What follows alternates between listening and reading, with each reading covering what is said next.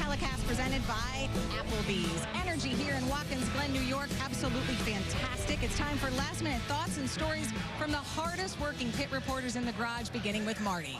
Well, Krista, these days, if there's an Elliott family member making NASCAR headlines, it's usually Chase driving this number 9 car. But yesterday, his Hall of Fame father, Bill Elliott, made headlines when he announced at 62 he would run the Xfinity Series race at Road America in a couple of weeks. But today, he has a job spotting for Chase through the inner loop, and he may very well witness Chase's first career win. If there was one car that could keep up with the 18, it was Chase Elliott, Kelly.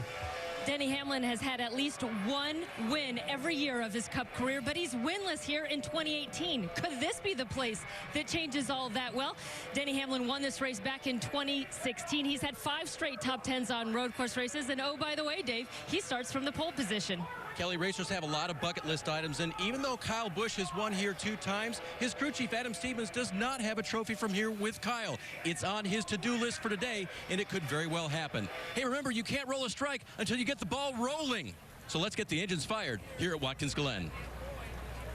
Race fans, it's time for those most famous words in motorsports. Here to give the command, please welcome our Grand Marshal, President of the New York State Bowling Proprietors Association, Scott McLaughlin. Drivers, start your engines!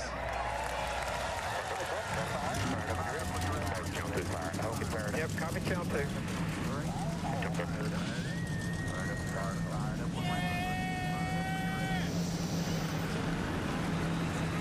What a great sound when the engine gets fired up alongside crew chief Steve Letard. I'm Rick Allen, and we come to a racetrack where the setting is just so beautiful. The atmosphere here is incredible. Yeah, it's not just beautiful, it's electric. The place is full. There are campers everywhere. Every seat has a person in it. It's a sellout. These guys have enjoyed the weekend. Now it's time to enjoy a great race. So who will the fans see maybe excel today? Well, I think the favorite has to be Kyle Busch. Not only has he had an outstanding 2018, winning 6 times, he knows how to win at a road course with 4 career road course wins. I think between that and the speed he's shown all weekend, he's the favorite. But 2 other names really jump out at me. The first, surprisingly, a winless Chase Elliott. Never has he gone to victory lane, but he finished in the top 5 at Sonoma. He's starting inside the top 10 today. He's had a decent car all weekend, so perhaps he can get his first career win at a road course, just like his Hall of Fame father, Bill Elliott, did. And the other name, maybe not surprising at all, A.J. Allmendinger, the road course ace, also starts inside the top 10 in the 8th position. His only ever win came here back in 2014. His only career win. And at 158 points out of the playoff picture, Rick, I think he and his race team have to have this circled as a must-win to make the playoffs. Well, that's 3 names that we'll be keeping our eye on, but there's 37 others out there that want to get to victory lane as well. We're going to be covering this race from a little different perspective. We're actually out on the race course. As a matter of fact, the S's will be covered by Mike Bagley. He will be taking care of 2, 3, and 4. And there's so much action around the racetrack. After Mike Bagley, Dale Earnhardt Jr. will have the inner loop and into turn 5, the carousel, and then out of the carousel, they'll head to turn 6. Jeff Burton has turn 6 and 7 covered, Rick, and then you and I here on the front stretch. They throw it right back to us. Let's welcome in the 3 guys who will be out on the track. Mike Bagley, you've got the S's. We are excited to hear you call all of the action as they climb up that area of the track. And we're so glad to be here, Rick, and excited to be here. You talk about that climb, 125 feet worth from the bottom of turn number 2 to the top of turn number 4. Quite the elevation change as these drivers make their way through. We're going to talk a lot about curbing today. The curbing here, not your best friend in the S's. Ryan Newman found out the hard way during practice. He scrubbed that curbing, slung the car to the right and into the Armco barrier. Stay off the light blue curbing. And actually not the curbing, the wall. You hook the curbs, things get hooked, things get going hot and heavy in a heartbeat. Get turned around, jamming up the field. That's a blind corner, that climb up through turn number 3 and off of turn number 4. They'll race down the back straightaway and into a very complex set of corners in front of Dale Earnhardt Jr. That's right. These guys are going to come down this back straightaway. They're going to come into the inner loop. Once they exit the inner loop, they go around this carousel and headed toward Jeff Burton in turn 6. But let's see some of the action from last year. Watch these guys arguing going into the inner loop, trying to disagree about who's going to get the position on that braking zone. going to create a lot of issues like this today. We're also going to see guys trying to use these curbs to straighten out the inner loop. That's the fast way to get through the inner loop. But it's also going to create problems for these guys. It can tear up their race car. You can also knock them loose, knock them into other competitors. So we're going to see guys use those curbs a lot in the inner loop. If they're not getting through the inner loop, they're going to have trouble in the carousel. You're going to see guys giving each other a lot of pressure through there like we saw yesterday in the Xfinity Series.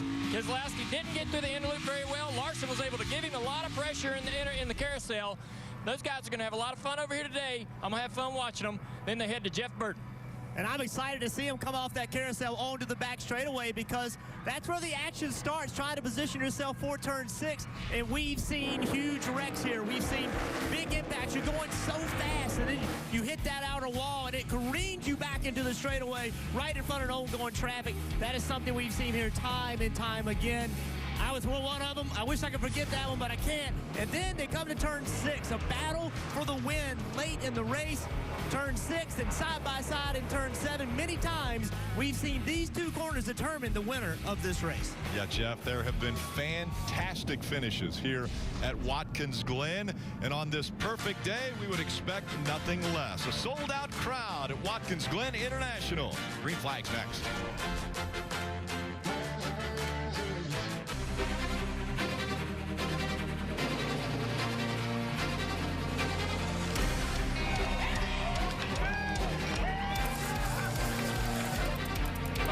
Caution's out. He'll score his first career win.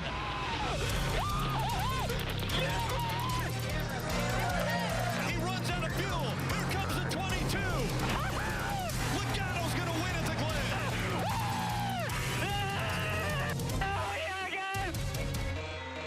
Denny Hamlin will win at the Glen. Martin Truex Jr. will win at the Glen. I've wanted to win here a long, long time. This is a special place.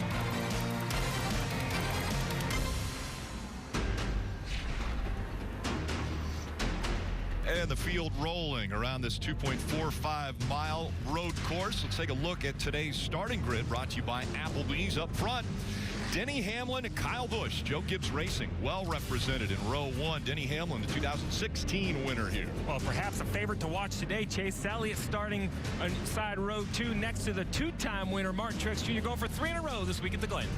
Back in row 3, Kyle Larson, Joey Logano making up that row. Logano winning back in 2015. Eric Almirola and A.J. Allmendinger will be in row 4. 36-year-old out of California, 2014 winner here. Let's see if we can chat with A.J. All right, let's try to light him up here there, Rick. Hey, A.J., it's Steve Letarte in the NBC booth. You got a copy, pal? I got you, man. Well, bud, it's always great to come back to a place where you found success. You won here before. How's the weekend been for you? It's been a little bit up and down, trying to get the right balance of speed out of the Kroger Clickless Chevy's been a little bit of a challenge, but made some good changes going into qualifying to make it the second round, qualifying inside the top 10. Obviously, the Gibbs cars and Chase has been really fast. Kyle's always fast here, Kyle Larson. So got the work cut out for us. We might play a little bit of strategy, but we get up there with 5 laps to go. I'll make something happen. Oh, I don't doubt it. But just be right to my second question. You can't come to a road course without your name being listed as a favorite. What makes you so good on these road courses? I mean, some of it's my background. It's what I grew up doing. Guys are short track racers. Are really good at short tracks and things like that. This is what my nature's been. I think a driver can make more of a difference on a road course. Watkins Glen's tough. It's kind of a super speedway of road courses. So downforce and motor is a big deal here, and everybody's so good in the Cup Series now. So that gap has shrunk a little bit, but I still feel like when we're at our best as a race team, I'm at my best. I go out there and beat anybody. Well, bud, we'd like to wish you good luck and say thank you for taking the time to talk to the fans right before you go into battle. I know they appreciate it. Thanks, guys. Thanks for everything you do. Packed house here at Watkins Glen is always pretty awesome. Absolutely. And, of course, as we're sitting here riding along with A.J. Allmendinger, he has the Kroger Click List on board. And he also has this great camera, which is the right front bumper. Right on the front of the bumper of this car, we're going to see that perspective. Well, another great perspective is this. This is the Ford Performance onboard camera. Those are the feet of Kevin Harvick. They will be busy. It's only 7 turns, but those feet will be busy to get all the shifting done today. We're going to be looking right back at Joey Logano with the Coca-Cola onboard camera. He is starting in the 6th position today. Starting in the 2nd row, the 4th position. Martin Truex Jr. with the Toyota onboard camera. This camera right here shoots out the right side of Truex's car. We're going to see some other vehicles, perhaps some Armco as he goes up through the S's. It's going to be a great shot. All right, Steve, let's break down this track. Well, you heard AJ talk about it, strategy, and it all comes because of the way this race gets broken down. When you look at this track, we've talked about it, 7 turns, a 2.5-mile road course, 90 laps, a little over 220 miles. The first and second stage, both 20 laps in length. And that final stage, though, that's the long one, Rick, 50 laps. They cannot make that final stage on fuel. They can only go about 33 to 35 laps. All right, it's time for today's Subway Fresh Take. Let's find Rutledge Wood.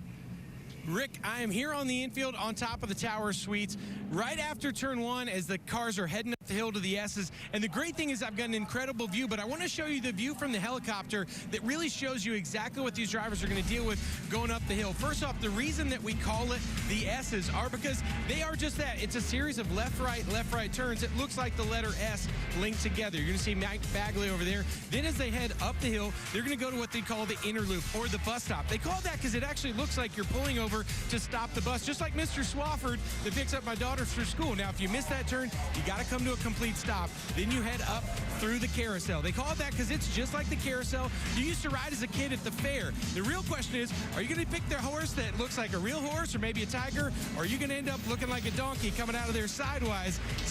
Dale Jr. is going to be up there calling all that action. But those are some of the names you're going to hear as they're rolling through this track, putting on a great show for a packed house here. And then we got turn 6. They call it that because it's the 6th turn, 7, and then back to you guys, Rick, on the front stretch. That's a pretty good lap. I'm impressed. I mean, who knew you could get that many animals in a description of Watkins Glen? He just did it. And this is one of the great tracks where a lot of strategy will come into play and so many storylines that are coming into play, as well as there are just 5 races to go until the playoffs. For more of the storylines, let's check back in with Marty Schneider. Well, Rick, there have been some fantastic road course racers in the Cup Series over the years, from Terry Labonte to Rusty Wallace to Jeff Gordon and Tony Stewart. So who is the new road course king? Well, how about Martin Truex Jr.? He's won 2 in a row at the road courses, and he told me this week it really should be 3 or 4 in a row. Their biggest key here, how good they are on old tires at the end of the run, and that will be huge today, Dave, with a 90-degree day here in Watkins Glen. Marty, Kyle Larson needed to work something out of his system. It was going through the inner loop or the bus stop and not using the curbing and using the turns, actually blowing it, as they say. So yesterday in practice, he did it 3 times during the Xfinity race, which ended in engine failure, unfortunately for him. He got it right, and his crew hopes today he makes the bus stop every time. Kelly?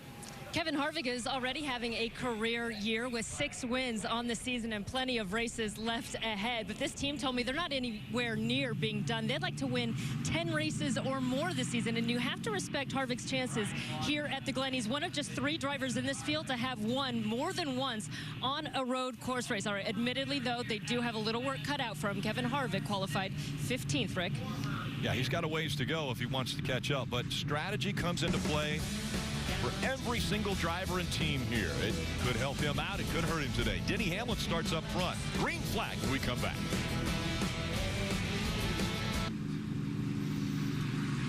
NASCAR Drive is your live race day companion. You can even watch multiple angles at once. Never miss a lap with NASCAR Drive. Visit NASCAR.com/drive, or you can download it at NASCAR mobile app.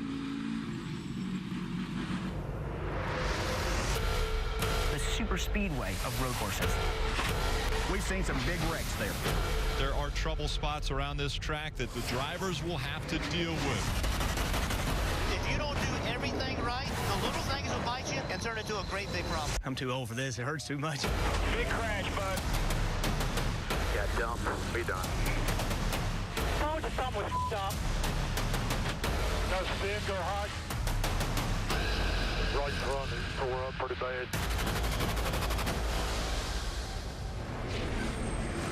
Two by two working their way around this racetrack, and we just saw how many areas around the track that can can cause problems for these drivers. It is such a fast road course. It truly is the super speedway of road course racing.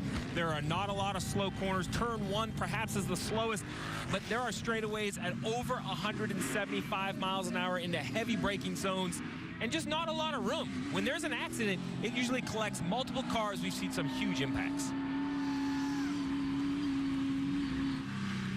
It's like the calm before the storm right here, Rick. I was trying to catch my breath. Yeah, you need Waiting. to. I was breathing in what's about to happen here.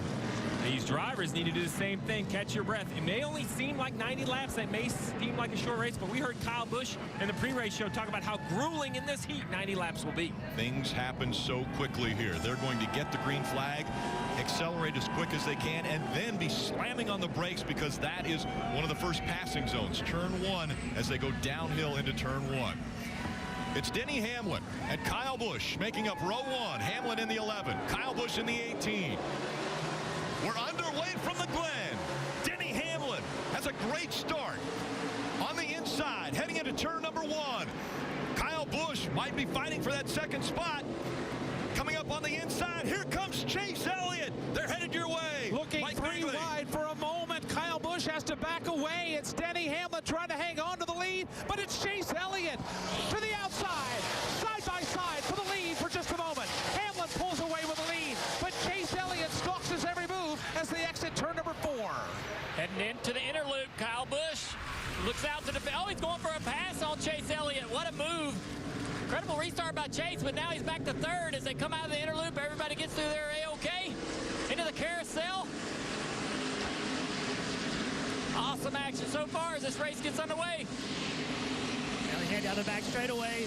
You can see Denny Hamlin did a great job. Kyle Busch with the fastest car all week. He's going to have to defend here quickly. Kyle's going to look to the inside, put some pressure on him, try to roll to the 11 car off turn 7 to build momentum to try to beat him down into turn 1.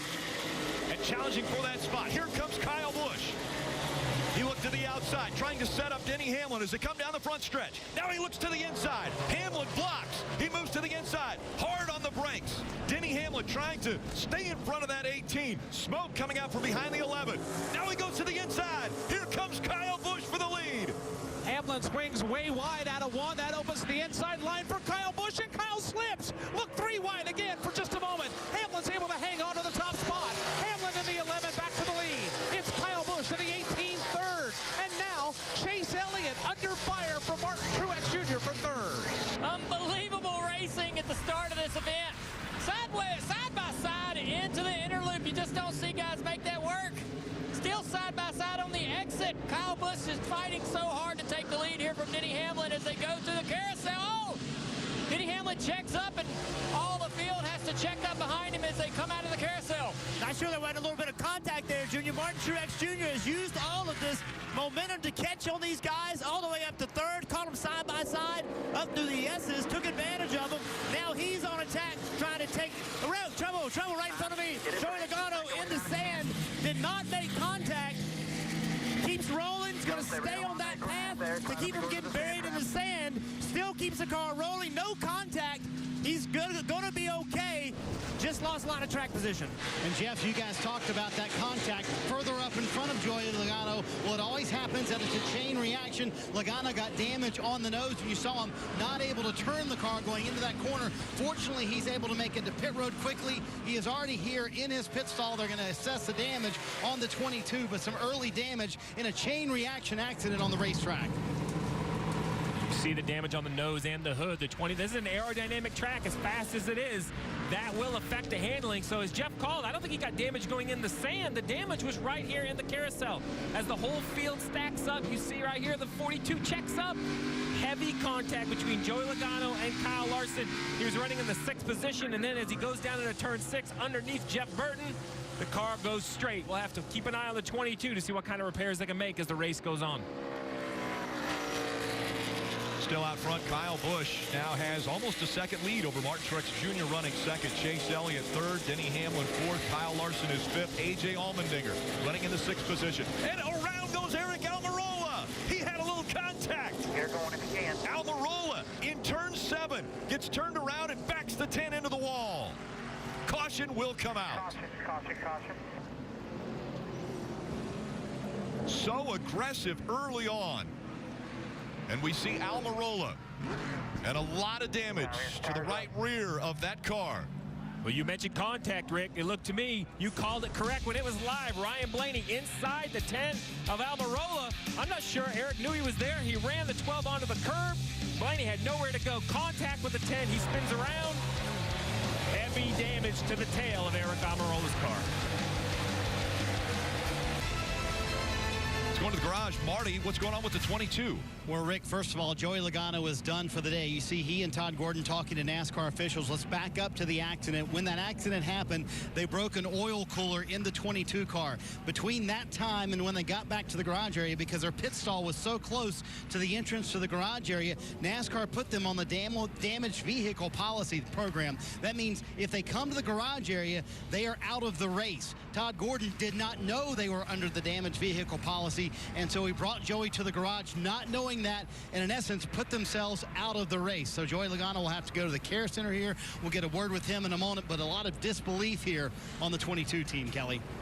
And the 47 of A.J. Allmendinger just now leaving pit road. Had a prolonged stop. You see the damage there on the nose of that car. That occurred at the same time that Joey Logano had his issues. They brought him in. They opened up the hood. They really didn't do anything underneath the hood. They said the radiator is not leaking. So all they did was pull some tape off the nose of that car and made a little bit of a chassis adjustment because he said the car was tight. But it looks like the most part for that damage is just going to be in aerodynamics. Nothing damage underneath the hood. Well, that's fortunate. And all this stuff started with really Denny Hamlin getting crossed up in the carousel, and it checked everybody up. So this is riding along with the 47 of A.J. Allmendinger. Gets in the back of Joey Logano, and then watch as we go down the back straightaway. Watch as all the stuff starts coming out from behind the 22 car. That's right there. That's oil coming out of that car, and that's why Joey Logano right here continues straight into the sand pit underneath me. So to go back, what Marty reported there, basically when you have an incident on the racetrack like Joey Logano had, there's damage. So NASCAR then announces you're on that damaged vehicle policy. There are certain rules to that. One rule is if you go to the garage, your day is over. What I want to add, though, Rick, while that seems unfortunate, they were going to have to change an oil cooler. They would be down 5, 10, 15 laps. So the day was relatively over anyway, but now they officially can't return. And side by side for the restart. Field approaching the Geico restart zone. Kyle Busch, Martin Truex Jr. up through the gears as they go across the start line. Both diving down into turn number 1. And look at Jimmy Johnson in the 48 making it 3 wide as he goes through turn 1. Kyle Busch has the lead. Martin Truex Jr. on his back bumper. They are nose to tail. 2-car breakaway at the front of the field. The battle now is for third. Denny Hamlin in the 11th. You got Chase Elliott in the 9, joined by Eric Jones in the 20. They sort it out now to single file formation, except for Chase Elliott's on the move in the 9 car. Chase Elliott in the braking zone looking to take a position. Doesn't get in there deep enough. They go through the inner loop here. Denny Hamlin controls the position as they go into the carousel. Everybody single file through the carousel. No issues this lap. No fluid on the track there for the drivers on the Jeff Burton. A very aggressive racing early in this race. Chase Elliott there in that 9 car. He's had a fast car all weekend. You got to know he's thinking, what in the heck, guys? It's early in this race. Let's calm down just a little bit. But that's Watkins Glen. We're going to see it all day. Again, Kyle Busch, Martin Truex Jr. up front, but Denny Hamlin trying to hold off the hard charging. Number 9 of Chase Elliott. Eric Jones just behind him. 2 young drivers trying to make a name for themselves. Eric Jones got a win this year. Problem is, Chase Elliott hasn't got that win yet. Still looking for his first career win in the Monster Energy Cup Series. Toyota, Chevy, Toyota, 3rd, 4th, and 5th. The 11 of Hamlin, the 9 of Elliott. Then you got the 20 of Eric Jones. That is the battle for the number 3 position. They've actually legged it out now over Ryan Blaney in the 12, who rides in the 6th position. Kyle Busch is gone. The battle is back here for 3rd between Denny Hamlin and Chase Elliott. Chase keeping pace with Denny. Denny, little mistake there in the center of the inner loop. Allows Chase to stay right on him through the carousel. Chase right on him, giving him good pressure here. Heading up to Jeff Burton. See, Denny Hamlin, he opened up his exit a little bit, didn't pitch the car off, and that helped him down this long back straightaway, get away from Chase Elliott. Chase is faster in the center of the corners. Denny Hamlin knows that. He's actually checking Chase up just a little bit, slowing him down and accelerating on corner exit. The big gap in front of the 11 of Denny Hamlin indicates that he's holding up Chase Elliott. When will Chase Elliott take advantage of the back bumper of the 11 to let him know that he's back there and ready to go? He doesn't take advantage of it here as they go through turn number 1. He works his way in the tire tracks of the 11 of Denny Hamlin, staying right there in that position, still fighting for third. Chase Elliott pretty aggressive right now, climbing the hill through turn number 3, trying to keep Denny Hamlin at arm's length. Here they come now out of turn number 4. It's Hamlin and Elliott racing for third up the back straightaway. Chase Elliott, he's close enough to try to look out and pressure Hamlin into a mistake in that braking zone. You see him move out, trying to get Denny off his game. Denny off his game. Chase is right on there. Look at the pressure he's putting here in the carousel. Denny, though, holds a pretty line. Doesn't make any mistakes, so Chase doesn't get a run. Yeah, he's doing such a good job of holding the center of the corner on the bottom and accelerating off. And we saw David Reagan spin in turn 1. You heard him say it wheel hopped it, no caution. He continued on. Great battle staying between these two. Denny Hamlin, Chase Elliott, and now Eric Jones in the 20, closing the gap. Those 3 cars all fighting for one position. Chase Elliott gets out of line and looking for a little fresh air, clean air as he comes into turn number 1, back into that hard braking zone, the hard right-hander. And Denny Hamlin now with a 3-car length lead over Elliott. They lead turn 1, downhill to turn 2. Denny Hamlin starting to leg it out now over Chase Elliott. Eric Jones there making that a 3-car fight. That's positions 3, 4, and 5 as they cross over into turn number 4. Chase Elliott backing away now, but now peeking to the inside out of 4. Chase Elliott not close enough again into the inner loop, but man, he's making up great time here in the inner loop. There's his father, Bill Elliott, spotting over here in the inner loop. I can see Bill from where I'm at. Chase really makes a lot of ground through there and is able to close up on Denny in the carousel. But up through the S's, just isn't able to stay there to attack in the braking zone. This is a great example of how better lap time doesn't necessarily mean a better racing race car. I bet if Chase Elliott got in front of Denny Hamlin, he could get away from him. But Denny is strong in the areas. Chase going to make an aggressive move. We saw this not work. He decided to back out. Nice, smart move. That is a very dangerous place to try to pass. Yeah, I think Chase in the 9 needs to be a little patient to save some brakes. Remember, there's still 81 laps to go. You saw earlier David Reagan ended up spun around at turn 1. Here's what happened. On the brakes hard. Looks like it maybe wheel hopped a little bit. The 38 spun. The 17 of Ricky Stenhouse spun. The 38 was running 19th. Ricky Stenhouse in 18th. Both spun down into turn 1, but they recovered. Rick pulled away and joined the field. Still out front, Kyle Busch has a 2.5-second lead over Martin Truex Jr. You're not going to miss a thing as we go NASCAR nonstop.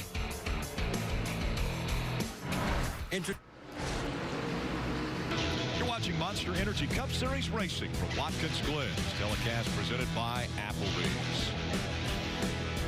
And I want to take a look at today's track facts brought to you by Mobile One. Strategy definitely coming into play, and it could happen quick. It does. It comes very early. So basically, I think the 2 main choices you have to make here at Watkins Glen are you going to pit twice or 3 times? We've seen since 2011 the winner has either come on a 2 or 3 stop strategy. So you look, it comes very quickly, as you said. Either way, I expect to see the leaders hit pit road at lap 17 right before the end of stage 1. Come get their service before the yellow comes out. Decision time is, are you going to stop again? If you're on a 3-stop strategy, you stop at lap 37 right before the end of stage 2. If not, then everyone's final stop, Marty, I expect to see somewhere in the lap 55 range, depending on how good they think their car is, and perhaps more importantly, how good they think their fuel mileage is. Steve, certainly strategy going to be a big factor today. Joey Logano out of the infield care center. And first of all, what happened on the track, and then your interpretation of what happened when you came to the garage area. They say you violated the damaged vehicle policy. I don't really know the policy and how it's supposed to work.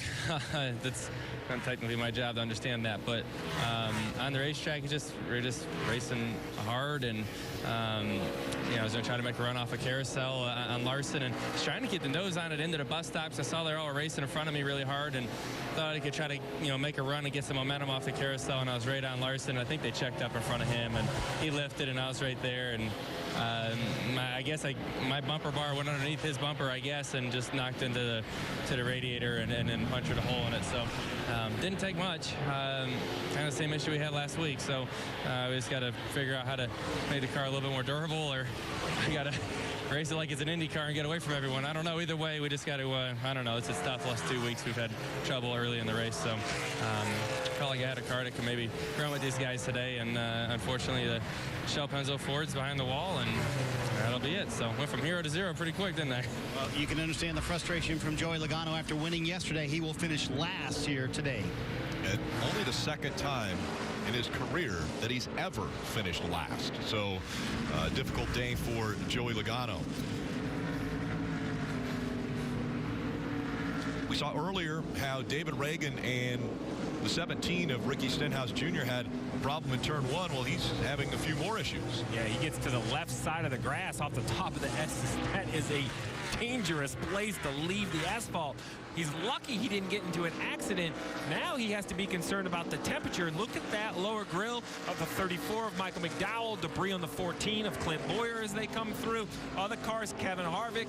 These drivers are going to have to really watch those gauges. The 17 actually had to come to pit road and clean it off. You know, at some point, Rick, you just have to say, you know what, take your medicine, come to pit road. It's unfortunate. The rest of these grills look a little bit better. There's Michael McDowell right there, and the grill looks a little cleaner. First stage 20 laps. There's 6 laps to go in that. But before they come in for the stage ending, you're saying that a lot of guys are going to be coming to pit road around lap 17, so maybe in about 3 laps. Yeah, nothing new. We saw this at Sonoma. It's basically going to be a decision, Dale, whether you want stage points or no stage points. But while we wait to see who pits, why don't we ride along with what I think the coolest camera is. Dale Jr., take us for a ride with Kevin Harvick. Absolutely. Kevin Harvick, great race car driver, allowing us to use these awesome camera angles to see the feet and how he's using the pedals in the car today. He's coming through the carousel, a little bit of brake here, a little bit of throttle. Very easily on the throttle here, trying to get that forward bite. Once he realizes he has it, full throttle, quick shift in the 3rd gear. Won't go to 4th there. Gonna downshift into 2nd real quick. Not a hard braking zone there, but initially it is. Pretty standard right-hand corner here. Trying to get that forward bite down, and again, hard on the throttle as soon as he understands where the grip is in the back of the car, where the drive-off is. This is really hard. See him pumping that brake, getting that brake pumped up, and getting all 4 tires ready to apply pressure properly so he doesn't wheel hop into the corner. If you don't pump the brake, sometimes you can hammer the brake pedal, and the brakes on the front have faded somewhat, so you got really strong rear brakes, and that can get you wheel hopping into turn 1. So pumping that pedal can sort of prime the system up so all 4 tires are braking properly together. The wheel hopping potential is much less. Same thing down here into the inner loop. Pops that pedal just a little bit to pump up them brakes and get them ready. That's a very hard braking zone. Gonna be pumping the pedal all day into that one. Well, I'm going to tell you, the man on the move, Kurt Busch right here. He started the back of the pack, and he has driven up to 16. So he is coming up from the back very well. He's a really good road racer. This guy can drive a race car on a road course. We know how good he is everywhere else as well. And one thing he's going to have to be a little bit careful of is he's driving up through the front. He's having to use a lot of brakes. So he's gotten himself in pretty good position right now, but he's going to have to take care of these brakes a little bit. It's a heavy braking area, but a really good job right here by Busch. And Jeff, that's a terrific point. Talking to Kurt before the race, that's the one thing he said. If I have a weakness here at Watkins Glen, you're right, he's a very good road course racer. He said I use too much brakes early in the race. So starting deep in the field like this, having to sort of baby it through the field, but he's been very impressive now, up 18 spots for Kurt Busch for the car. They're just a little bit tight, and I have a feeling pit road about to get very busy down here. Yeah, one thing you saw Kurt do right there, he wasn't in position to make that move on Ryan Newman in a 31 car. He just went to the right and said, hey, I'm here, I want this spot, trying to get Ryan to think about it and maybe make a mistake and take advantage of it. Well, that's Kurt Busch. His brother Kyle Busch leads this race with about a 3-second lead. So we mentioned we expect to see cars on pit road at lap 17. That's what lap they're coming to now. The reason is because they closed pit road with 2 to go. Kyle could technically stay out because he's the leader. He could come to pit road the next lap. I expect the cars behind him right here to come to pit road this lap. So here's Kyle. He goes by. We see a few decide to stay on the track, but here we go. Denny Hamlin, Hamlin, the 9 of Chase Elliott, the 20 of Eric Jones. We continue to show this picture. We're going to continue to see the same thing. 42 of Larson. Here you go. They keep coming. Blaney, busy on pit road, Marty. Chase Elliott, the first of those cars to hit, running fourth. He has a very early pit stall. You're going to see him change the right-hand side tires first, and then the left-hand side tires after that, and a big tear-off as well. Eric Jones having a very nice run here at Watkins Glen so far. They do the opposite on the tires, changing the left side first, and a little bit longer on that stop, Kelly. All the way at pit exit is Denny Hamlin in this 11 car. He started off just way too tight, said his car was even chattering for those first couple of laps. This team choosing to set themselves up strategy-wise for the big picture, Marty. This is a team that wants to go for the win. Ryan Blaney leaving pit road. He told us before the race, hey, I'm pretty good at the road courses so far. Up into the top 6 for Ryan Blaney. Said his car was a little bit too free, Kelly. And there you see Kevin Harvick in that 4 car. They have just completed their service as well. Kevin Harvick looking for his 3rd road course win. 4 tires for the 4. All right, so as I mentioned, now the 18 of Kyle Busch can come because he's leading. So pit road's not closed. You have a big decision. 78 of Martin Truex Jr. stays on the racetrack. He says, you know what's more important than pit strategy? A stage point. I'm going to stay on the racetrack. Dave? Kyle comes to his pit box. He'll look for 4 fresh Goodyear tires and a fill of Sunoco fuel. His only thought on the race car as he talked to his crew chief was a little loose leaving. That's exiting the corners. Everything else is pretty good. Crew's working in the opposite direction this weekend. Looking good so far for the 18 bunch. He'll get service and go.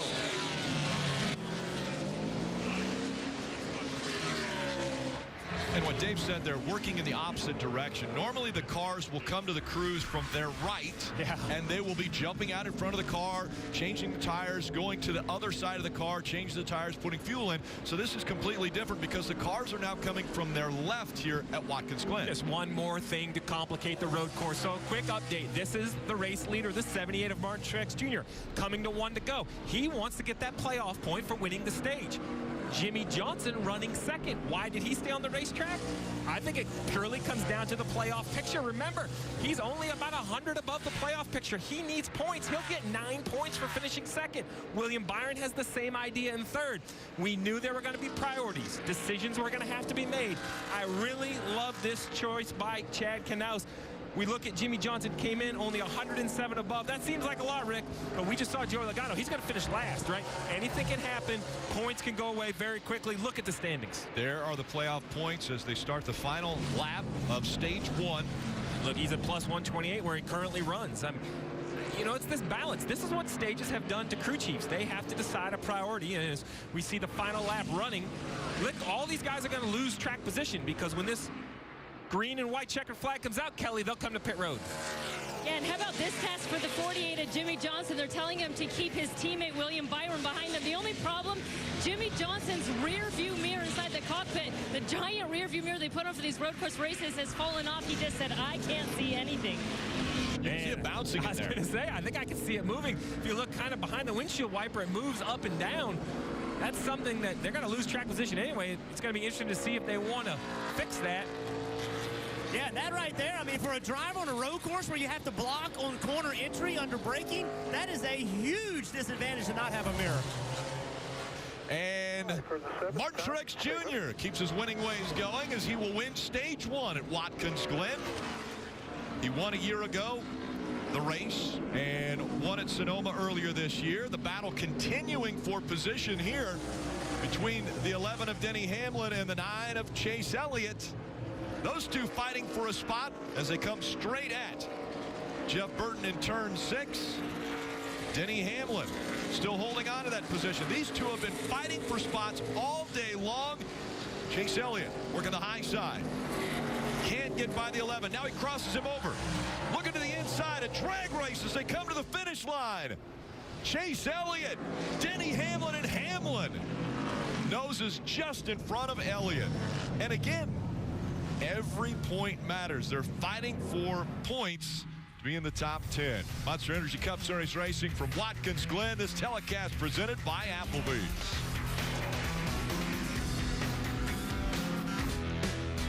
Well, the party is going to move from here at Watkins Glen to Michigan International Speedway next weekend. Great camping there, affordable adult ticket prices, special kids pricing, and free parking. Who doesn't love free parking? All you have to do, visit NASCAR.com/tickets to purchase tickets today. Fastest track on the circuit, Rick. Such a blast when we go up to the Irish Hills.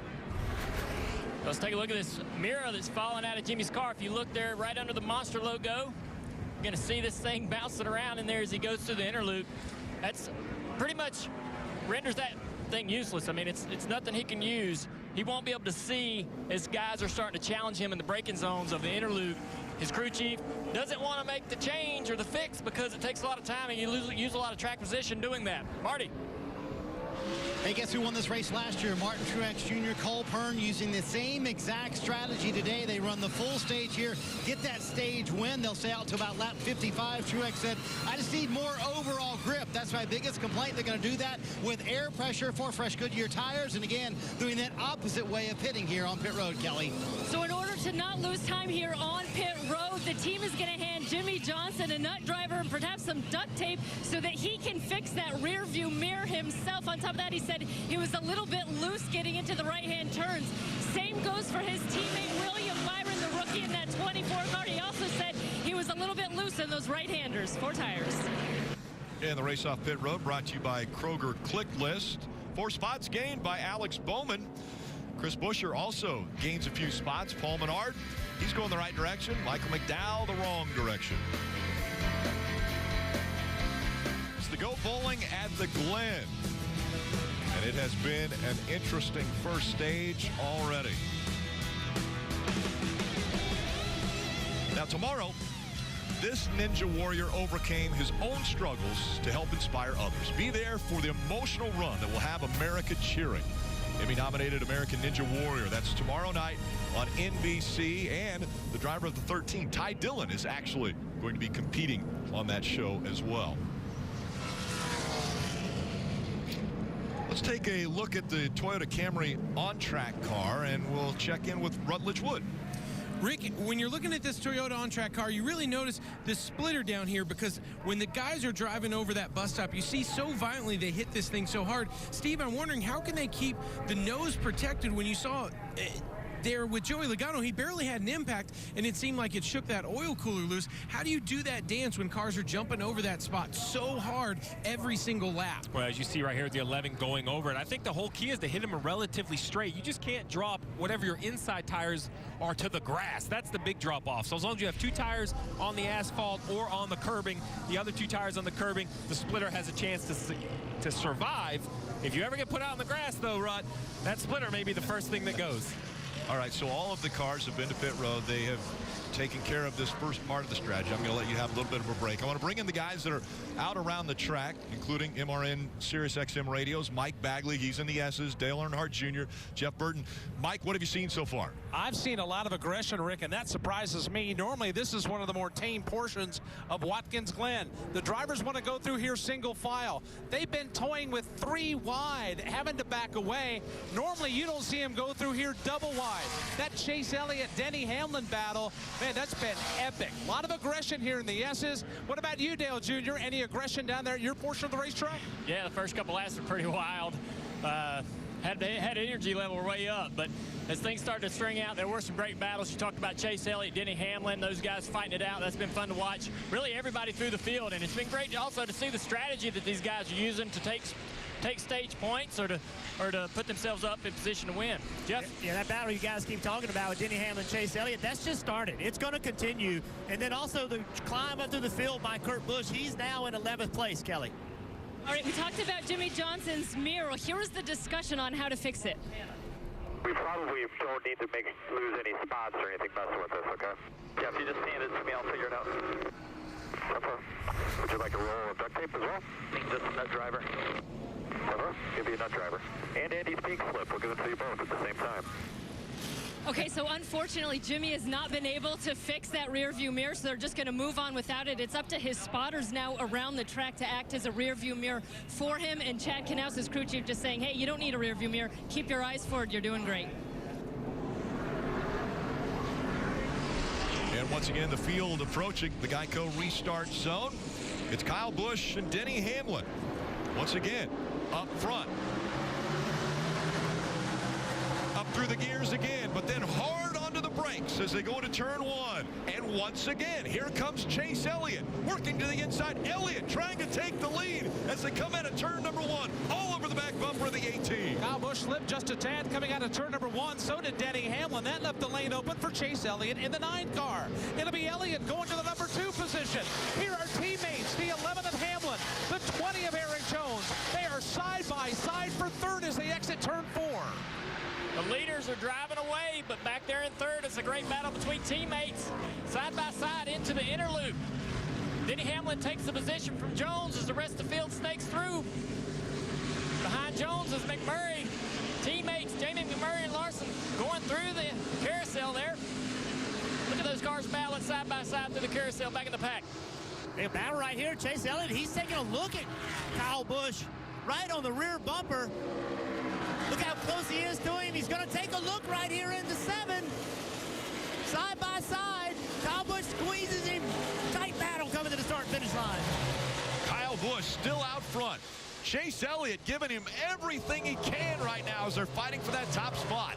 Elliott has been so good through the carousel, making up that ground, looking for an opportunity to get by the 18. Still hasn't been able to do it as he heads up into turn 2. Yeah, it's a game of me and my shadow right now between Kyle Busch and Chase Elliott. Those two have pulled away from the field. Chase Elliott, though, not letting Kyle Busch get away as of yet, trying to stay with him stride for stride, although he'll fade back by about 2 car lengths out of turn 4.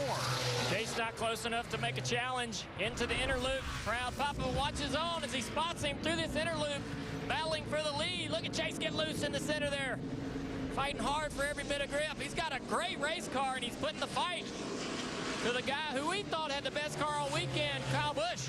And that's what you want. You want to beat the best guy. Right in front of Chase Elliott is what many people consider to be one of the best road racers. You have a chance to take it from him. I can promise you as a driver, he wants that in the worst way. He wants his first win, and he wants to do it against one of the best in the business. We saw Austin Bill of Dawsonville, his dad, back there spotting for him in the inner loop. He got his very first Cup win at a road course. It was Riverside, and then went on to put together a Hall of Fame career.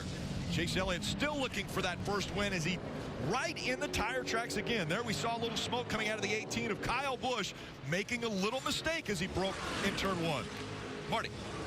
And Rick, I asked Alan Gustafson this morning, I said, if you ever thought Chase's first win might come in a road course, he said, honestly, no. But he has gotten so much better. He showed promise early on, but he couldn't put the races together. He's gotten better. Our cars have gotten better. And even this car this weekend, much better than the car we had at Sonoma just a couple of weeks ago, Dave. Marty, the advice that they're giving Kyle Busch is he makes a little bit of slip right there in the inner loop. And here comes Chase Elliott. He's going to try to get him in the carousel. They told him the 9 would fade back after 4 or 5 laps, but with mistakes, that's not going to happen, Rick.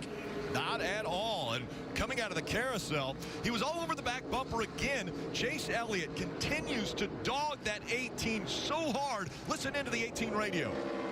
Just run your race. Let him push himself so he makes a mistake. There's nothing else coming. By 3. Challenge for the lead. Here comes Elliott to the inside. The crowd on their feet. They're cheering as Elliott takes the lead at the Glen. Chase Elliott, new leader at Watkins Glen as he dives into turn number 1. Now he has the 18 of Kyle Busch in his mirror.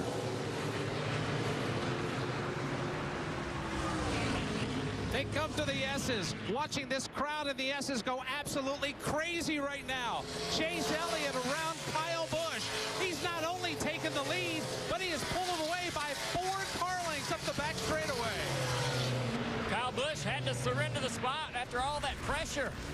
He's hoping that the 9 car will eventually just burn his car up. Is Chase pushing too hard? Is Chase going to be able to keep up this type of tempo and this type of pace?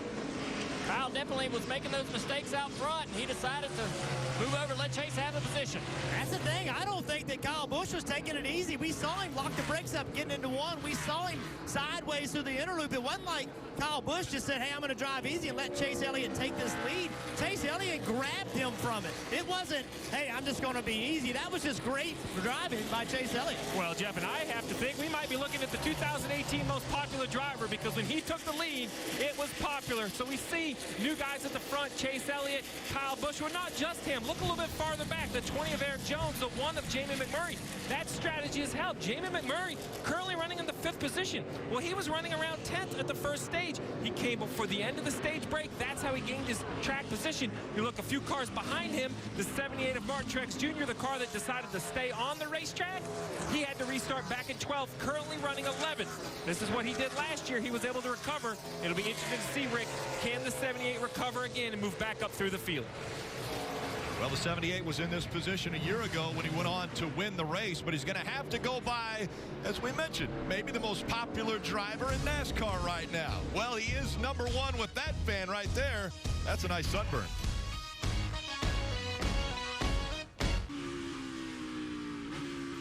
Verizon IndyCar Series returns to NBCSN on Sunday, August 19th with racing from Pocono Raceway. Scott Dixon, he's leading the point standings, but Will Power, the Indy 500 champ, will be the driver to beat at Pocono as he's looking for his 3rd straight at the Tricky Triangle. We were looking on there with A.J. Allmendinger. You see the damage on the front of that race car. Obviously, at a very high-speed racetrack like this, over 180 miles an hour, that's going to affect performance of this car. Yeah, it's going to affect it, but they've done a nice job of taping it up, Jeff. I'm not sure. I mean, it's definitely not as designed, but it looks like they've done a nice job of repairing that 47. Yeah, they have. It's just every little thing matters, and A.J. Allmendinger right now down in 20th. We thought he could be able to charge up to the field a little better than that, but as we ride along, we're with one of the very best road racers, no doubt about it. Let's see how his approach is different than what we saw earlier with Kevin Harvick. So he's driving in this carousel right now. You can see no gear change, trying to hug that curb on the right side. He's actually on the curb. Some people stay off of it. Uses all the racetrack on the exit, now into 3rd gear. Now he's going to drive into turn 6, a heavy braking zone initially. Then you trail brakes start coming off down into 2nd gear. You saw he had a moment right there, actually missed his marks way up the racetrack. Still in 2nd gear, into 7, right-hander. Now he's on the front straightaway. You see a shift. 3rd gear. Downhill into turn 1. This is why we see so many problems into turn 1. It's downhill. The rear tires get light. It's easy to wheel hop it. He downshifted to 2nd. Now he's going to upshift to 3rd. A little bit of throttle off. Set yourself up for this corner. Now you hug the right side to set yourself up for the latter part of the S's to straighten it out the best you can. And this will lead you to that long back straightaway heading to the inner loop. And that's where we see the cars get upwards of 180 miles an hour as they get into the inner loop. We're going to get a few updates on other drivers around the course, and we'll start with Kelly.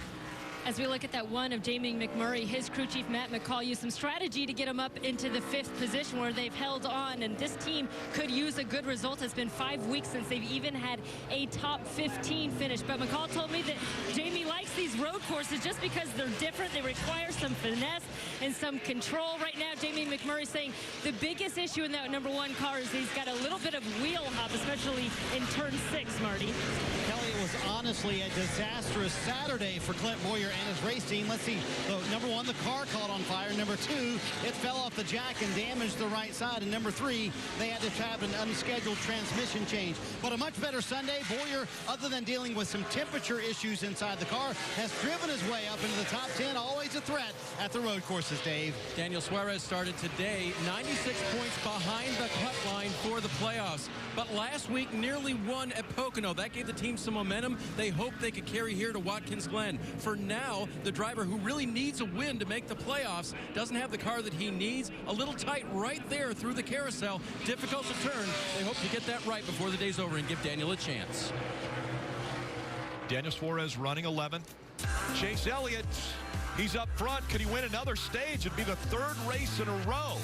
You won't miss a thing as we go NASCAR nonstop.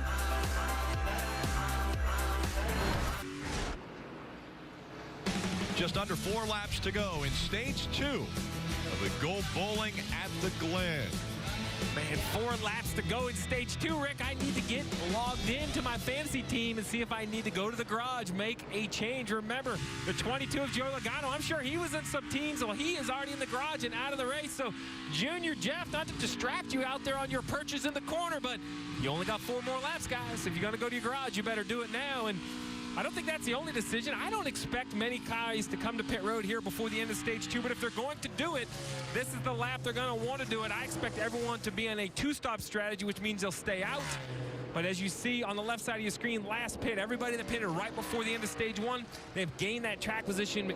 Martin Truex Jr., the 78, really the only one recovering. No reason to add an extra pit stop looking at this. So stay out here, stay out the end of stage 2. You'll pit a little bit early in the final stage.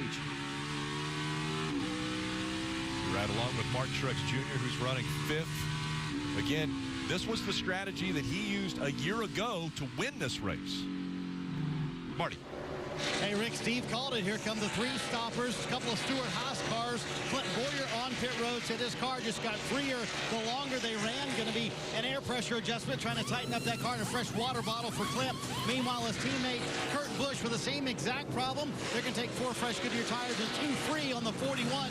So these guys laying down the gauntlet. They're going to try and do it on 3 stops. Clearly can't make it to the end. They'll have to come again later in the race. So why? Why stop an extra time, Rick? Well, if everyone in the world is staying on the racetrack and you're the 41 of Kurt Busch, you say, how am I going to get an advantage? You know, the only option, do something different. I think tires matter. I want some fresher tires. Remember, in 3 laps, the yellow's going to come out. The field will be bunched up. Use those fresh tires to try to gain back positions.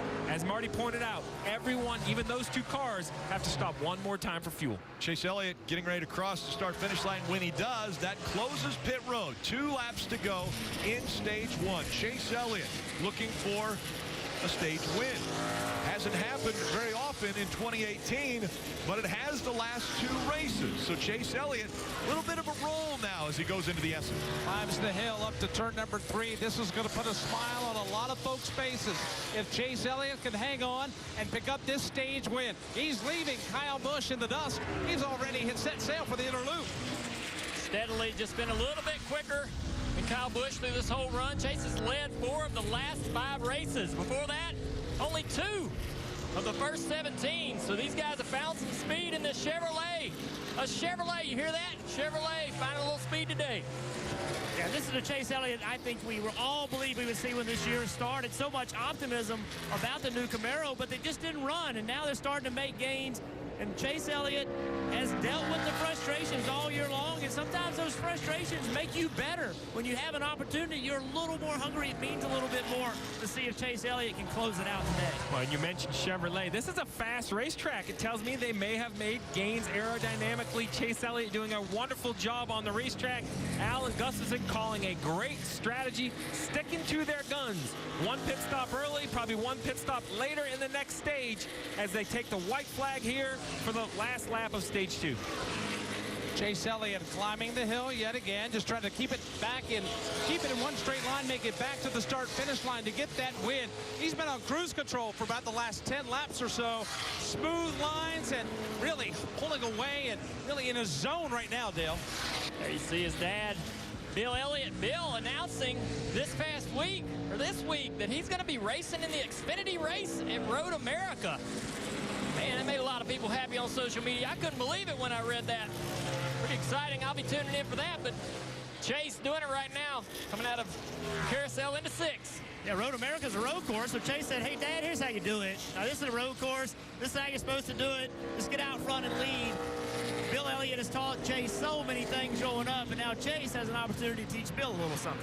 And I'm sure Chase is probably having so much fun running up front. Bill said, I want a little piece of that. The 62-year-old Hall of Famer running at Road America. Well, young son Chase Elliott gets another stage win, so he will win stage 2 at Watkins Glen. Kyle Busch, Denny Hamlin, top 3. Eric Jones, Martin Truex Jr. using this stage to get some track position after winning stage 1. And now, Steve, the strategy that comes into play. So we won't see Chase Elliott on pit road. Nope. We're going to have a caution. They have the option to pit. They're all going to stay on the racetrack because they're not yet in their fuel window to the end of the race. Chase Elliott, we talk about momentum. Could it be today when he gets his first Cup win?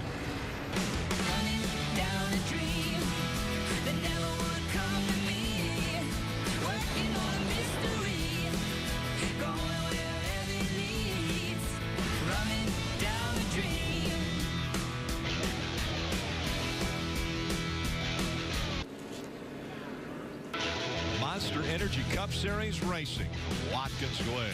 This telecast presented by Applebee's. Great week last week on NASCAR America. You can tune in 5 o'clock and enjoy it every weekday. Last week talked about all the local tracks in the New York area building up to this right here. And coming up on Tuesday, a new show, Glory Road. See right there, Hall of Fame crew chief Ray Evernham.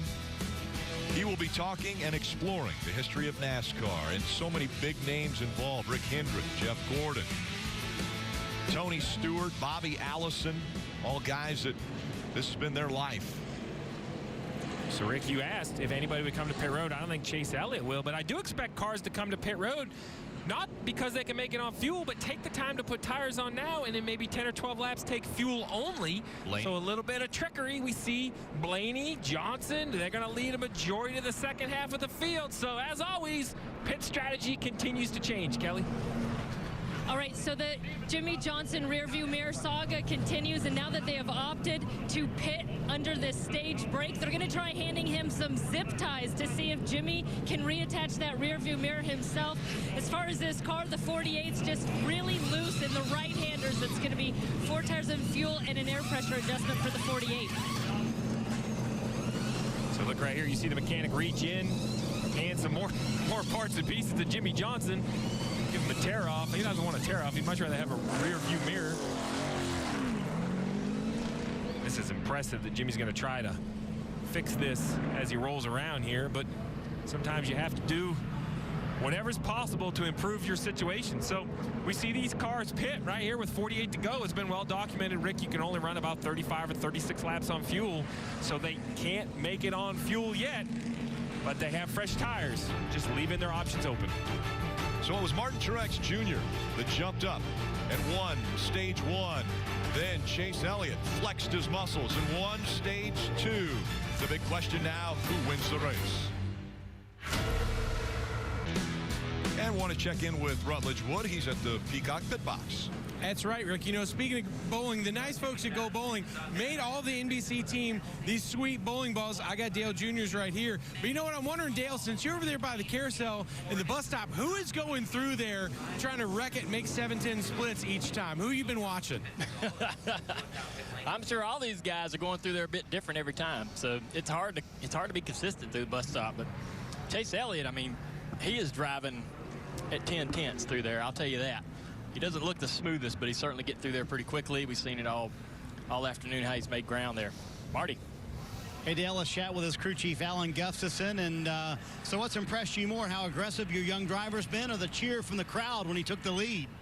Yeah, I mean, he's done a good job. He's a really good road racer, and, you know, Kyle's tough, so anytime you can pass Kyle, it's a good thing. But the guy's done a good job on this Sun Energy 1 Chevy, and hopefully we can keep it out front. How brave do you get with this, how far you run him? When would you pit next? Yeah, well, I mean, that's the million-dollar question, right? So we're all going to find out together. But, you know, we're committed now. We're as brave as we can be. So we're all in, and hopefully we can work it out. It would be a nice birthday present for this guy who turns 43 today for his driver to win, Kelly. Yeah, well, Mike Wheeler, crew chief on the 11 car, would like to spoil that party, I'm sure. What more does Denny need to get up there and compete with the 18 and 9? We got to help our right-handers a little bit. We're a little bit tight to the rights and free to the left, so definitely getting a wedge adjustment here during the next pit stop. Probably our last pit stop, but he's doing a pretty good job hanging in there. You know, those two guys in front of us are just a little bit better. I think we're the next best car with a 78, but I think we get a little bit of adjustment, we got a chance. All right, thanks, Wheels. Rick? A little bit of an adjustment, they said. There was a penalty that the 48 had to serve. Yeah, it's been documented that Jimmy Johnson is struggling without a rear view mirror. Well, to make matters worse, you're going to see right here. Remember, the drivers on the left side, pit boxes on the right. That's very different where you're allowed to just 3 pit boxes. Well, look right there. I think he clips the corner of that box. That makes an extra pit box. That penalty is driving through too many pit boxes. That'll be the tail end of the longest lines. Take a listen to what the 48 had to say. No, we didn't. I saw it. We didn't. I watched it specifically. It's damn close for certain, but he did not. So Chad doesn't think so. He disagrees. NASCAR is going to use the pro system and all means necessary to assess a penalty, so they're going to disagree, obviously. And I would say since he's in the back, they're not going to take the penalty away. Chase Elliott has been in this position before. He has been in position to win a race. He has Kyle Busch on his outside. Chase Elliott has struggled with restarts. He needs to have a great one right now. Diving into turn number 1. Chase Elliott with a great restart that time. Kyle Busch all behind him. Chase Elliott gets loose. Kyle Busch trying to take the lead away as he goes to 2. Elliott slips coming out of 1. The inside line opens up, and here comes Kyle Busch. Back to the lead and back to the top of the leaderboard at Watkins Glen. Chase will stay with him in second. Now Hamlin in the 11th, third position as they stack up behind Hamlin, headed to the inner loop. Into the inner loop. Kyle Busch leads, healthy, comfortable lead there, but he misses the center of that inner loop every time, and I think that his line through there is just a little bit different, and Chase Elliott's able to gain about a car length or 2 as they go through the carousel. Chase Elliott had a great launch on the restart. He just didn't execute in turn 1, and you have to wonder how that's affecting him mentally. He's been so hard on himself about making mistakes late in the race, having an opportunity to win the race. He's going to have to forget it. Just let it go away and go attack Kyle Busch. Well, you mentioned it. A slip off turn 1 has definitely hurt the 9. He accelerates good. You called it, Rick. A great restart by the 9. But look what happens. He drives deep into turn 1.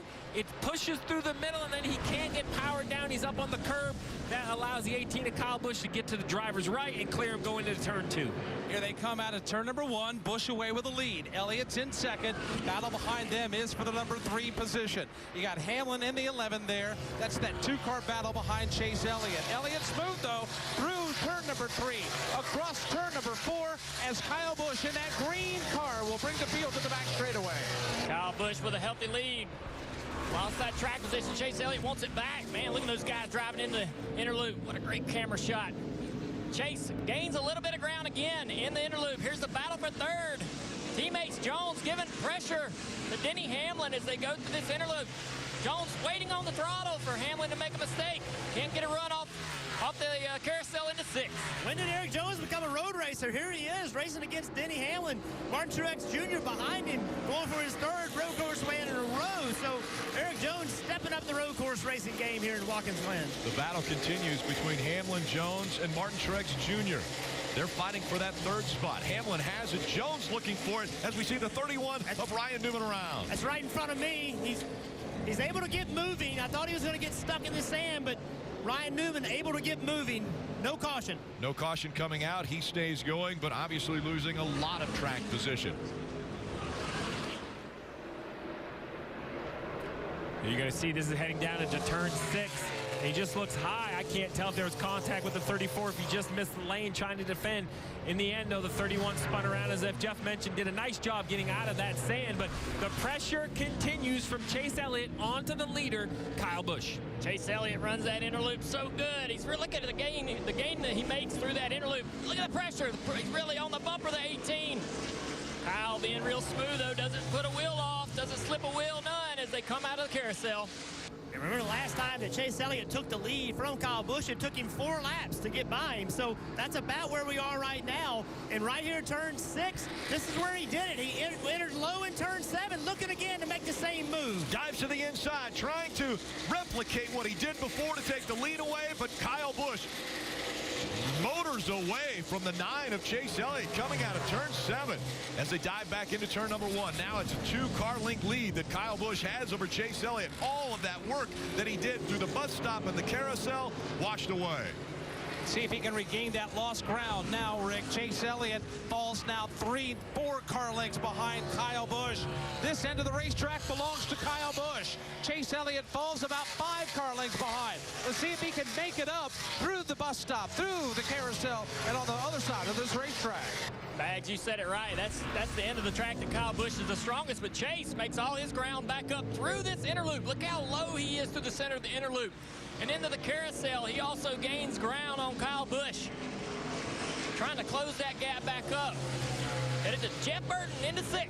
Yeah, Junior, he lost all that ground because of the move he made in turn 7. He didn't pull it off. Now he's just got to claw his way back. He can't do it in one corner. Use that inner loop to his advantage. He's really good in the carousel as well. So right now, Chase Elliott's goal is just take another couple laps and get there and take another shot. And remember the last time this battle was taking place, Kyle Busch was hoping that the 9 would use up his stuff.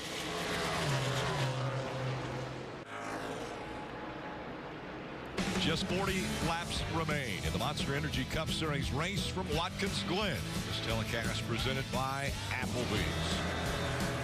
And the Irish Hills of Michigan are calling. They want to have this excitement at Michigan. That's coming up next week. Michigan International Speedway. That race begins at 2:30 on NBCSN. Again, another sellout crowd here at Watkins Glen. This battle continues to build. The 18 of Kyle Busch has the advantage over Chase Elliott. We've seen this before, and Chase Elliott normally has been able to close that gap through the bus stop and the inner loop, but has had a little bit more problem catching up to the 18. Let's listen into the radio tonight. But if you can't get him, just take care of the fuel for me. Take care of the fuel for me.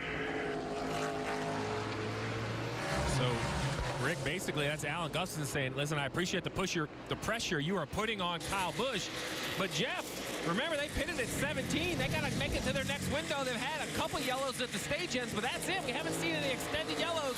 Hard to save gas around here running these type of laps. Well, if they're saving gas, what is Denny Hamlin doing? Because they have driven away from third place. Look at the gap that they have created. I mean, these two cars are so much faster than the rest of the field. It's amazing. So I'm not so sure, Steve, that you can be saving fuel and driving away from the rest of the field like this. No, it's difficult. Listen, it's real simple, Rick. You know how you make fuel or make horsepower? You burn fuel. So it's hard to go fast and save fuel. And the fuel window that we talked about, around 35 laps, as we look back as these two coming into turn 6. Yeah, it was right underneath me. I saw it happening, and Casey Kane was heavy on the brakes trying to get underneath Paul Menard, and he just got away from him. He gathered it back up. Nice save. I thought he was coming over here in the sand trap right underneath me. The fuel window, you had mentioned 35 to what? About 33 to 35. 33 to 35. So if they pit it on lap 17, 35 puts them at lap 52. Yeah, which we are on right now, lap 53. But there were 7 yellows in there, and around here you hear the cars get shut off under caution. You want to know what they're doing. They're saving fuel. So it's about 2 to 1. So simple math says they could probably make it to lap 54, maybe 55.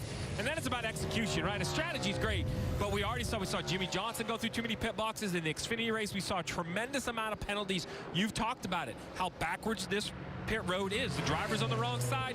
Everything happens differently, Dave. Steve, remember what Kyle Busch told Marty in Countdown to Green today about pushing the race car. He wasn't sure that he could do it 100% all day. And last year, he drove from the back to the front a couple of times and believes he may have used up the equipment during the day. So out front, Kyle doesn't have to work as hard and has been happy to stay in front of the 9, Marty. If you'll notice, Chase Elliott in that 9, Dave, has dropped a little bit back from the 18. That's because he just came on the radio to Alan Gustafson a moment ago, and today, I'm just going to save here and ride. We asked Alan a moment ago, how brave are you? As soon as the crew chief feels like they can make it to the end, they want to come on pit road. But 54, that's 2 laps away, Kelly. That's very tight to make it to the end of the race. Junior? The 32 car, I believe, has blown the motor. He stopped here in the inner loop. It's going to bring out a yellow. And the caution. Yep, caution comes out for Matt DiBenedetto. And Steve was up here in the booth yelling, you guys have got to pit, you guys have got to pit, because they knew a caution was coming out. If they were on pit road, they would have been in perfect position. Would have been green light, but no one was fortunate enough to see that car having trouble and have the opportunity to get to pit road. The leaders had already committed, so nobody could take advantage of it. So you see right here, the 4, he's looking and he sees the flight turn red. He has to bail back onto the racetrack. He was, Rodney Chandler's Kevin Harvick paying attention. It cost him some spots, but this was almost the move of the race.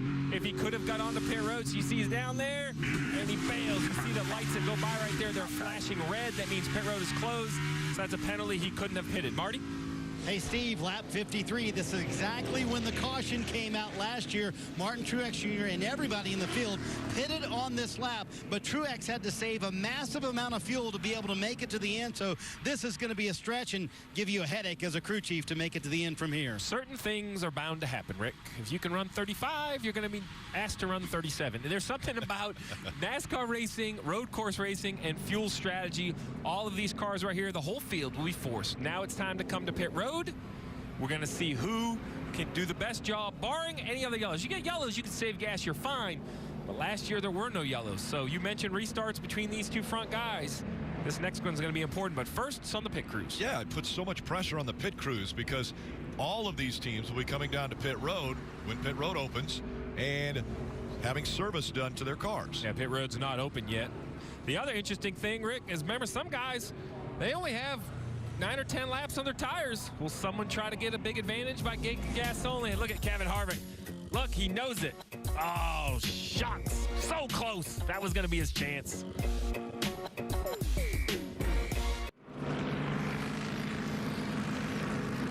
And so now the teams will be going over the wall and servicing these cars for what would be the last time. And they will be able to make it on fuel about right there. There's 36 to go. When they come back, they'll have at least another lap of caution. So it'll be about 34 laps when they come back to green. And all of the crews have to be on their A game right now because this race could be won on the race off of pit road. Crews and drivers, Rick. I know we're going to talk about pit stops and tire changes. There's some cars deeper in the field that only have a handful of laps. They may take gas only. The reason I said it's just chaos. We're going to have guys leaving. The timing of cars coming into our pit box is going to be very different than it normally is on a normal, hey, everybody takes 4 tires. Plus, it's all backwards. So, man, that's difficult as it is. This is the only racetrack where they pit this direction. So it's just easy to make mistakes. We saw a lot yesterday in the Xfinity race. And business about to pick up on pit road. Race leader Kyle Busch leading the line onto pit road. Marty. Alan Gustafson told Chase Elliott, Bud, we are right on our number. I'm going to need you to save all the fuel you can.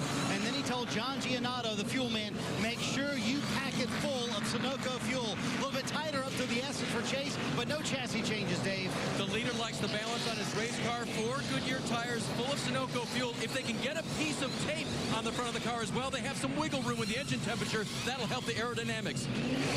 Crew Chief Mike Wheeler hopes they're just one adjustment away on this 11 car from being able to battle for the lead. Denny Hamlin has been loose on the left-handers, tight in the rights. They're going to make a wedge adjustment, give them 4 Goodyear tires and Sunoco fuel. And look out, the gun got pulled off of the 11. There is a crazy tire now coming across pit road. There's equipment everywhere. Yeah, equipment. I see at least one gas can that looks broken. Oh. The 11 team, we saw the tire changer. Looks like the gun, the hose got caught underneath the car when he was pulling away. Oh, see, now he gets run over there. So we talked about doing pit stops backwards. The tire gets that guy right there. Oh, my goodness. See, Brad's trying to leave because he's taking fuel only, so he's trying to get out of there. The Jackman drops the drag, but the tire goes away and the gun gets pulled out of his hand. We're also hearing that the 9 of Chase Elliott had issue. Here's Chase right here in his stall. Woo! That's safe. Man. It's different for these crews, and it's definitely dangerous.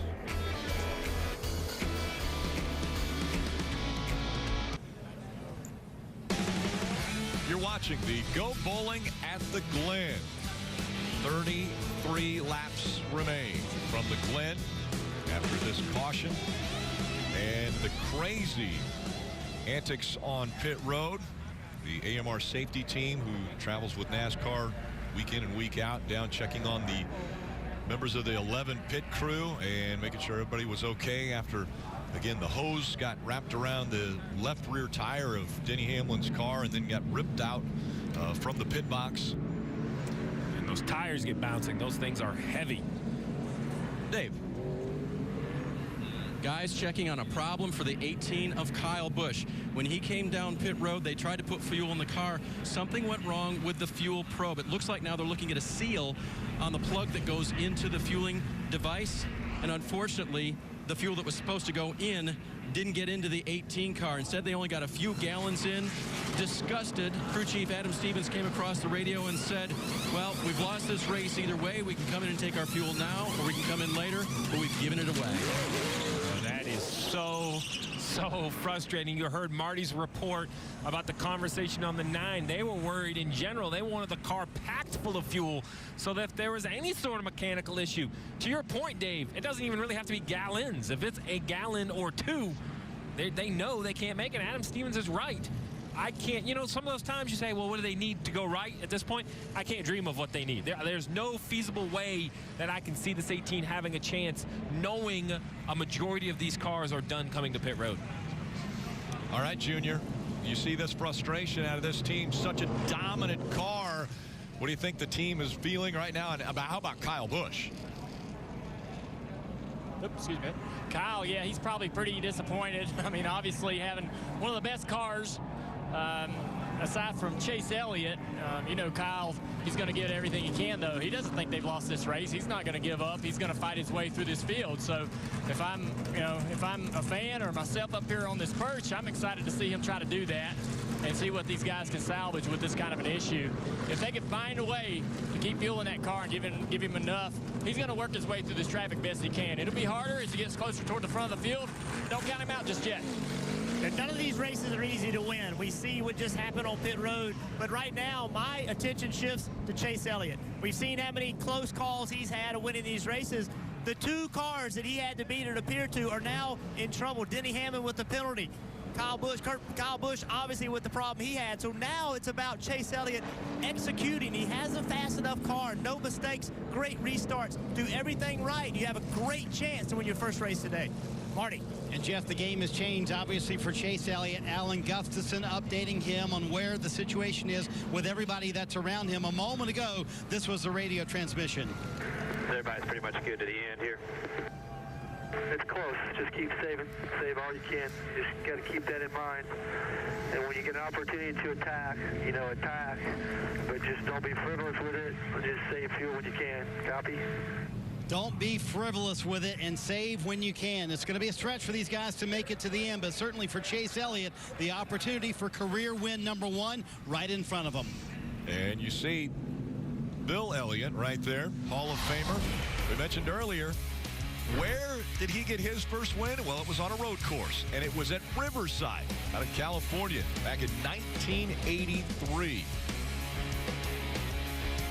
Bill Elliott, he had the same frustration that Chase has had. He finished second 8 times prior to getting that first win in his career. Right now, Chase Elliott has 8 second-place finishes already. That's the frustration, coming oh so close and yet not being able to finish.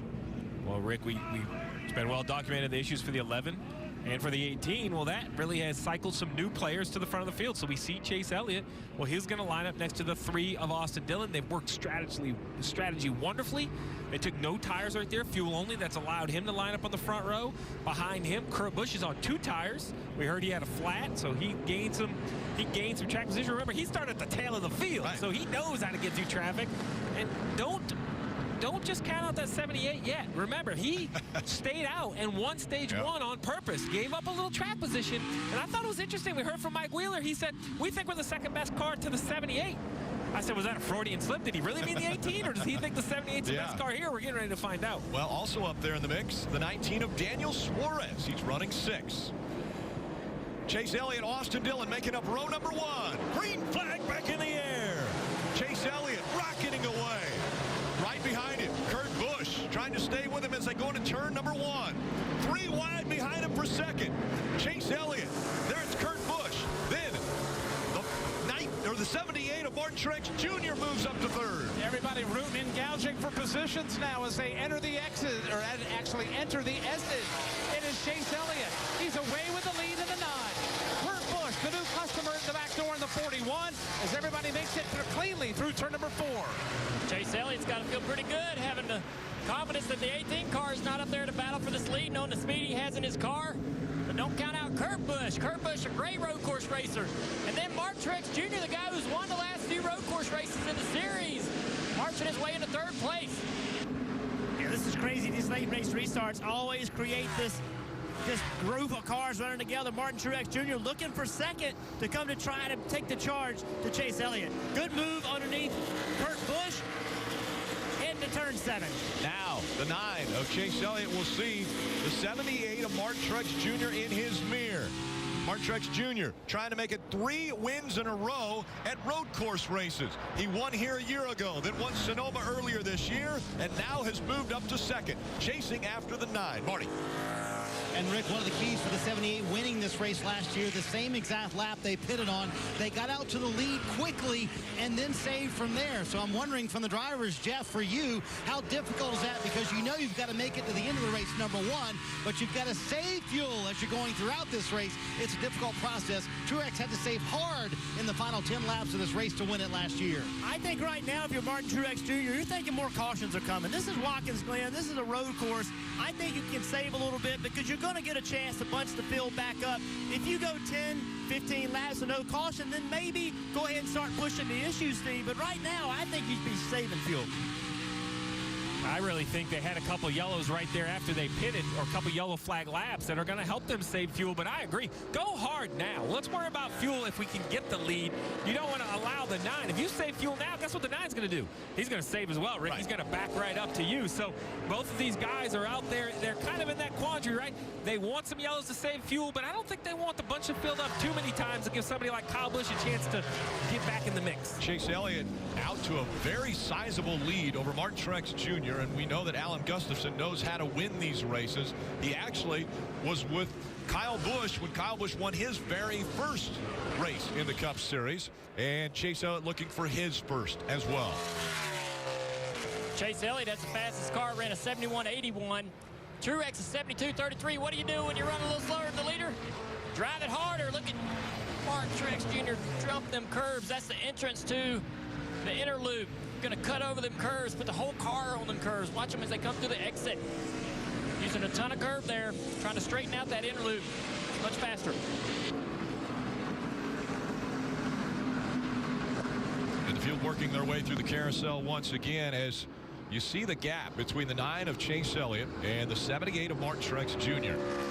Then back to third, Kurt Busch. Fourth is Eric Jones. Fifth, Daniel Suarez.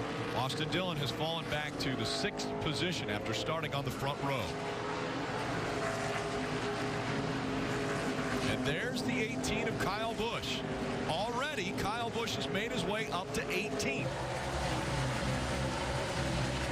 When I said there was no way that I could see this 18 getting to the front, I guess I was thinking with yellows and strategy, Kyle Busch wasn't listening because he's thinking, I'm just going to pass everyone. I mean, I don't need any help. The way he thinks he can do it is he's going to drive it to the front. Yeah, good for him. I'll just pass everyone.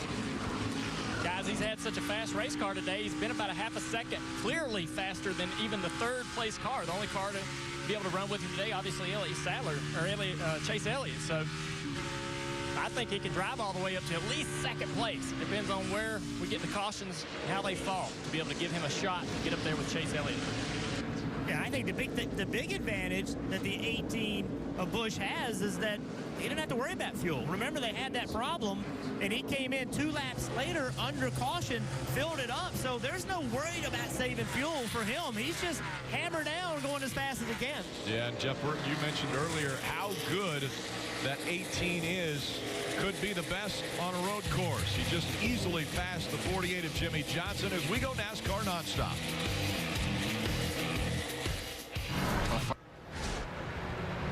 Chase Elliott has a 1.4-second lead over Martin Truex Jr. You've been watching the progress of the 18 of Kyle Busch as well. He's up to 13th now and keeps moving forward. Let's take a look at today's Ram trucks proven to last. Well, first, these leaders, they're going to have to manage the fuel. It seems like they're right on the edge of their window. They got to make sure they can make it to the end on the fuel they have and take care of their equipment. Even with the 26 to go, this 7-turn road course is very hard on the cars, especially the brakes. They need to make sure they have brakes. And if the yellows come out, Rick, restarts. All right, we want to go through the field. Let's start with the 9 and Marty Snyder. Rick, in 3 straight races, Chase Elliott has 3 stage wins, but he's trying to do something today that he's never done, get his first career overall win here in the Cup Series. When he took the lead and won the stage, the fans went bananas. You can expect a big cheer if he's able to win this thing. They've made no changes to that 9 car today. Mike behind him, Martin Truex Jr. trying for his 3rd straight road course win. At his key, they've been very good on the long longer runs. This portion of the run, maybe they can track down the 9 and get that 3rd straight win. How about Eric Jones back there in the 3rd position? Yes, a young man from Byron, Michigan, and he has really worked hard on his road course program. He's gone to schools. He's gotten personal training from Chris Cook, the great teacher, and he also ran the K&N race earlier this weekend. Clearly, it's been a key. He's in 3rd right now, Dave. Marty, for Daniel Suarez, road course racing is in his blood. The youngster from Monterrey, Mexico, grew up racing go-karts on courses that turn right as well as left. So this is nothing new to him, and he thought this would be a place perhaps he could get that playoff-making win. He's up to 4th now. Marty. In 5th is Kurt Busch. Yes, the same guy who started 34th today. A moment ago, they had a flat right rear tire, but the caution came out. They came down pit road, took right side tires only. That put him in this position right now. And with his talent, he's hanging on to it. And by the way, his birthday was yesterday, Kelly, so this will be a nice birthday present if you can get a top 5.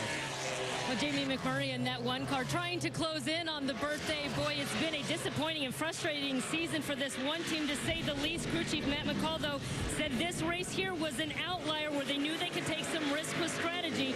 They did, so it helped them gain some track position. Overall, they feel like they're making gains, but have much more to do this season to really compete for a win, Dave. After a top 5 qualifying effort, Kyle Larson thought he'd be better in the race, but the car just hasn't been there for him. One thing that's helped him is a track bar adjuster inside the car. He can work the chassis to make it better as he runs, Kelly. William Byron coming off of his career best finish, and his crew chief telling me they definitely have some momentum with that. He said it's nice to know that you can be aggressive with pit calls and strategy if you have the speed to back it up. William proving to be a great little road racer, spent a lot of time go-karting. He also works with road course specialist Max Pappas, who has been on the radio telling William, elbows out, elbows out. Behind him, you'll see that too with Brad Keselowski. He made up a lot of track position that last time down pit road as they took no tires to get there. His crew chief, Paul Wolf, saying a little bit frustrating of a weekend. They just haven't been their normal selves. This is a team that's usually qualifying up front and contending for the wins. They're not really sure what's changed, but nothing that they tried to practice really seemed to pay off, Dave. Kelly, the pass around Keselowski by the 18 of Kyle Busch was for 9th. He resumed the race in 24th. He is pushing that Toyota Camry for all it's worth, but one wonders, after making the mention early on that he pushed it too hard last year, and there he pushes it beyond turn 1, will the equipment be there if he gets back to the front, Rick? Well, he's definitely putting on a show, and that's what we've always appreciated about what Kyle Busch can do.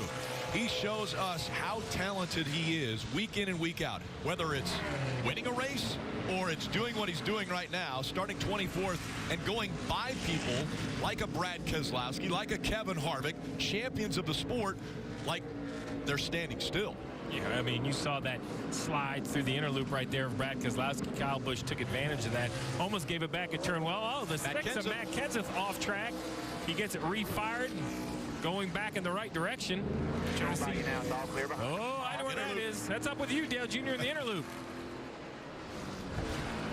Well, let's take a look what happened here.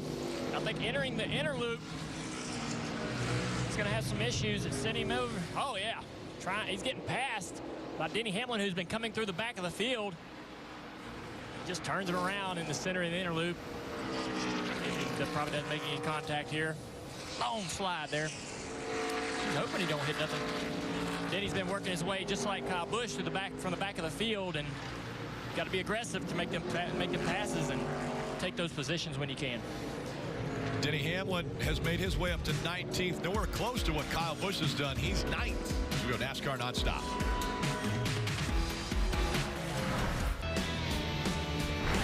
NASCAR America is on weekdays at 5 o'clock. What a great show and shows this week as we built up to this race here at Watkins Glen on Wednesday with Dale Earnhardt Jr. Wednesdales. His guest will be Eric Almirola. And he always gets the best out of his guests when they come visit at the Big Oak Table. And last week, it was Martin Truex Jr. and Jr.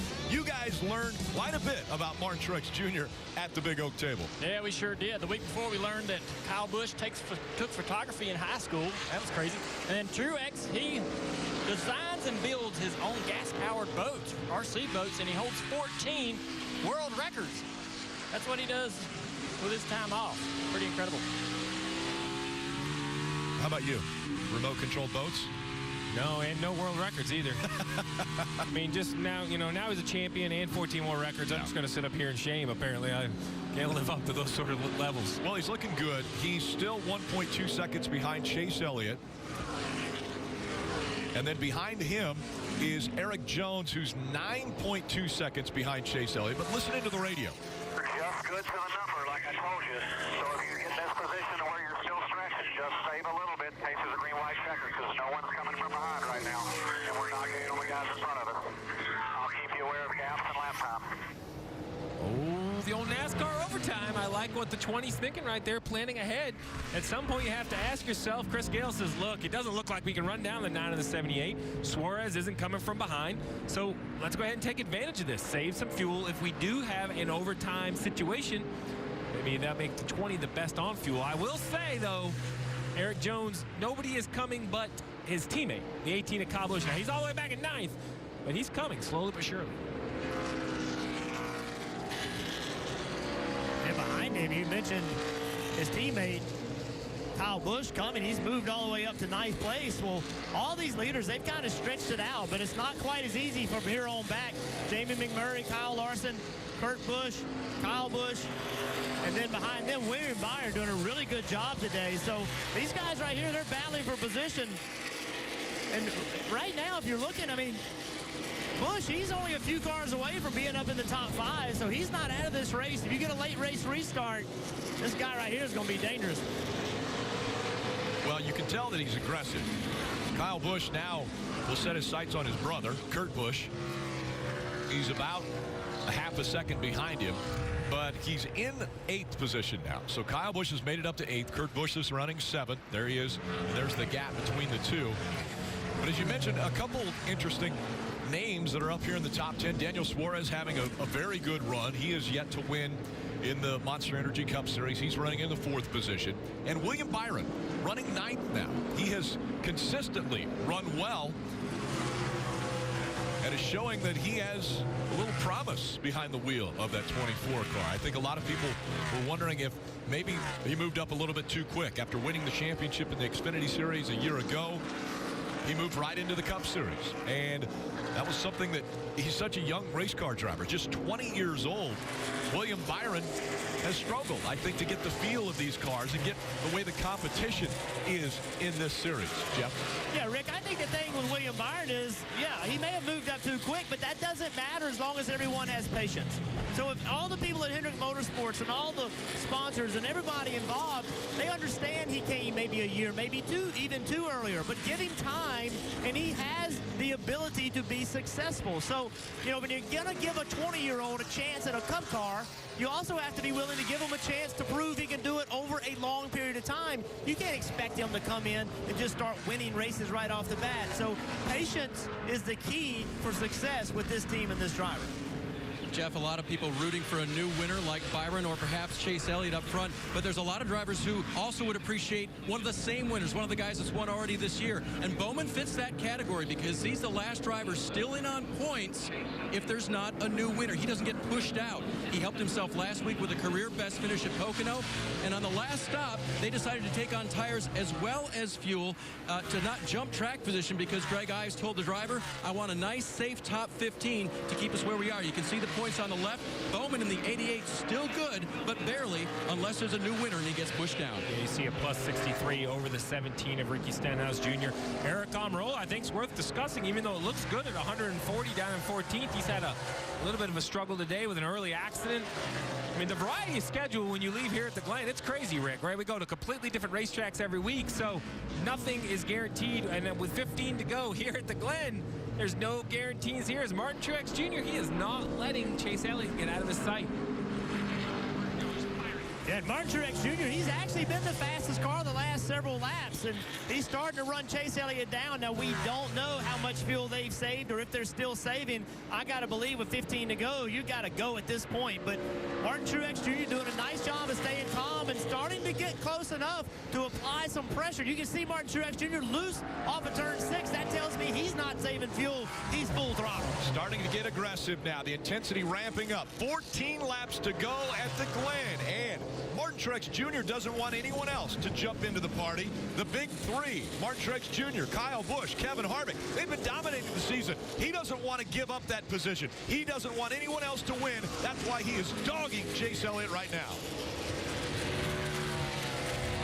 They climb their way through the S's. Chase Elliott looks in the rearview mirror. Martin Truex Jr. getting closer and closer and closer. He's chopping it down. He's almost a half second behind as he heads to the inner loop. And in the inner loop here, Chase Elliott, this is where he's been strong all day long. Both cars, look at Truex, man. He's wheeling that thing hard, trying to make up some ground wherever he can. And he does. Even driving it that way, he's still closing on the 9 car. Incredible. Yeah, taking the fight to the 9 car where he's been so strong. And I have to wonder who's more nervous, Austin Bill, his dad, or Chase Elliott right now. You got to not look in that mirror, though. Focus out front. Whatever helps you focus. Some drivers like to have lap time given to them. Sometimes like to have the distance behind him and the second place car. Just focus on your car. Do not worry about Martin Truex Jr. right now. Cole Pearn must have given Martin Truex Jr. the green light to go get him, because that's exactly what Martin Truex Jr. is trying to do right now. Reel in the 9 of Chase Elliott, taking advantage of braking points. Now, it's just 3 car lengths that separate Chase Elliott and Martin Truex Jr. Chase Elliott's running for his life right now. Again, Martin Truex Jr., he is on the prowl. He is closing in on Chase Elliott. You needed a stopwatch a few minutes ago. It's down to now car lengths. Put him to 6 between the top 2 as they head for the inner loop. Martin Truex Jr. just a tenth faster that last lap. Look at the braking zone there as he closes in on Chase. Coming through the inner loop. Both cars get through cleanly. Looks like Chase is a little bit quicker there in the inner loop. But Martin rolls in through the carousel and gains a little bit of ground back. Looks like to me, Junior, that Martin is stronger in the carousel. He's able to stay on the bottom longer, and that helps him carry some speed to this back straightaway. You can see he's gained on him into turn 6 and outbraking him a little bit. Now can he gain on him on that? So you see Chase Elliott a little bit loose on the exit of 6. Martin Truex Jr. gaining on 7. The gap just 2 car lengths. Martin Truex Jr. spins the tires a bit. Great battle for the lead. You're not going to miss a thing as we go NASCAR nonstop.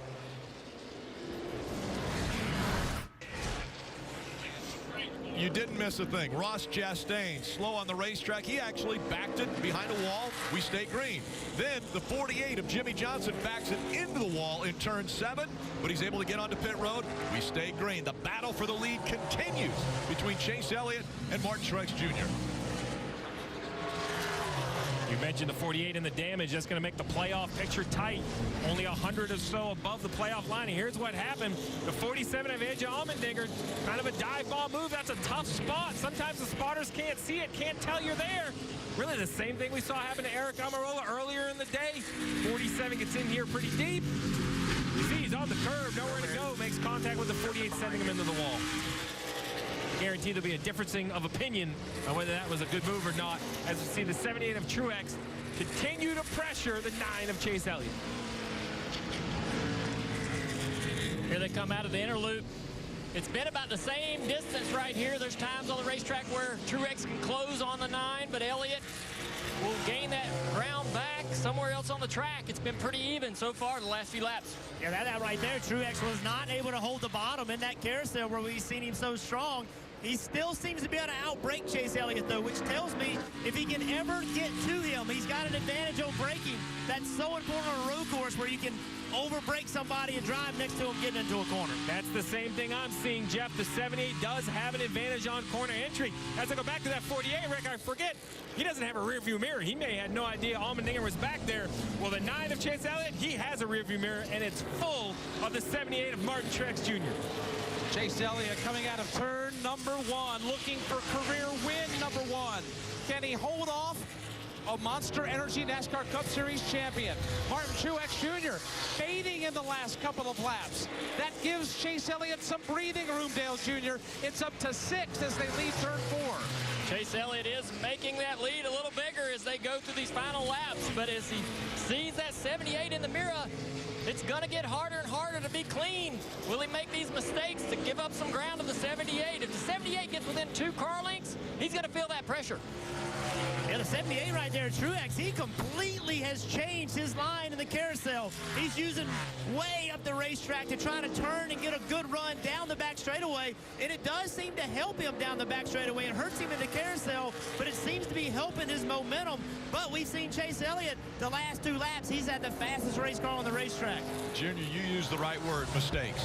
It has to be a mistake-free lap every single time for Chase Elliott. He hears 8 to go. 8 more times around the track. They have to be perfect. Martin Truex Jr. ready to pounce. He's closed the gap again. Now just a car length and a half behind Chase Elliott. Pressure is building at Watkins Glen. Chase Elliott has to be flawless over the course of the next 8 laps. Truex regroups, starting to shut it down now.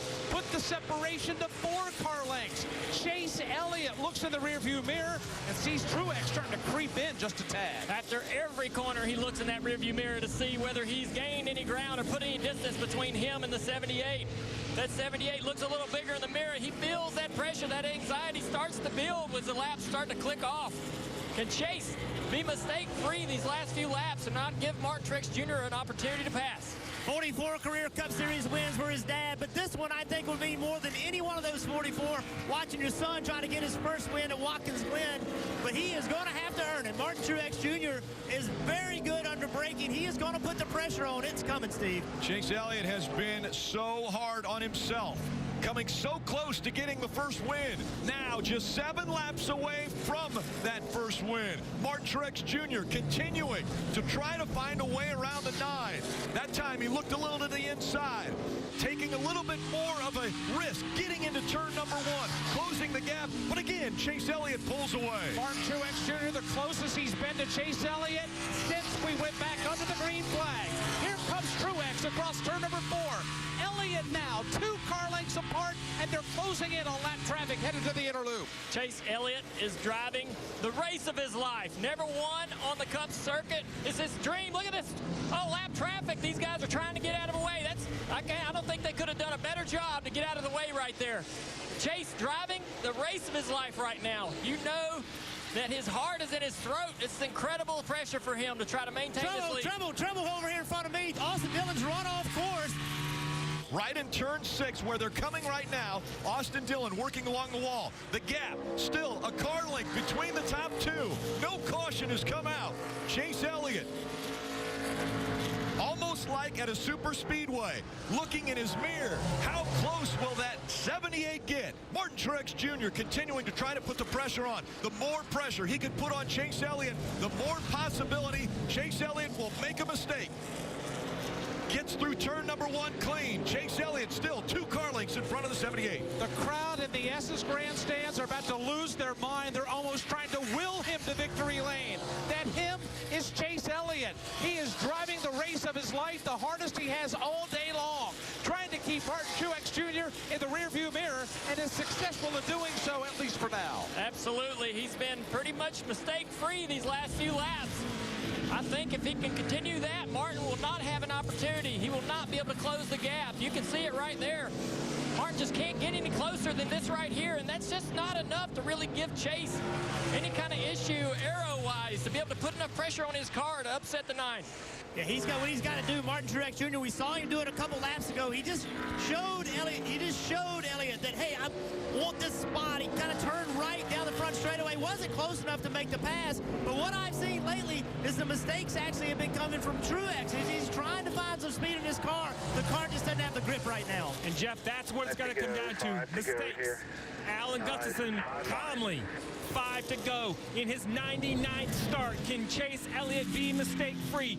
5 more laps around Watkins Glen. Marty. And Steve, one of the strengths of the 78 all day long has been the longer run. One of the weaknesses for Chase Elliott in the 9 car, the longer run. So we're going to see how this matches out. But you talk about the calm voice of Alan Gustafson, also his spotter, Eddie DeHaan. A lot of calmness in the 9 camp so far. Chase Elliott's answered the call. Can he finish these final 5 laps? Chase hard into the inner loop, into the braking zone. Look at Truex trying to close. Both those guys are getting into that braking zone, but look at it. Chase Elliott pulls out of that inner loop. Puts a great distance on him. Truex, who was gaining earlier in the carousel, doesn't seem to have that same strength as they go out of the carousel. Yeah, Chase is using the mistakes of the past to help him right now. Think about the races that he's not been able to close out. He learned from those mistakes. Can he finish it off? It's only 5 to go. Interesting thing, though, as these two guys are trying to step up their speed, they've actually slowed down. They were 3rd and 4th fastest, not 1st and 2nd that last lap. Well, this is the Chase Elliott the fans have been rooting for. This is the guy they expect to see on the racetrack, trying to close out his first win, trying to not make a mistake. Rick, hoping there's enough fuel left in that 9, left in that 78 to complete the last 4 laps. That's the question right now. Does he have enough Tiger in the tank to make it all the way to the checkered flag? I don't think he's worried about fuel right now. He's got bigger fish to fry. And that biggest one of them all is Martin Truex Jr. Perfect laps for Chase Elliott as we head down to the checkers here at Watkins Glen International. Still the same distance. Truex unable to gain as they go into the braking zone. Look at that 9-car turn into the inner loop. Incredible how they're using the curves and how those cars are working so well in that part of the racetrack.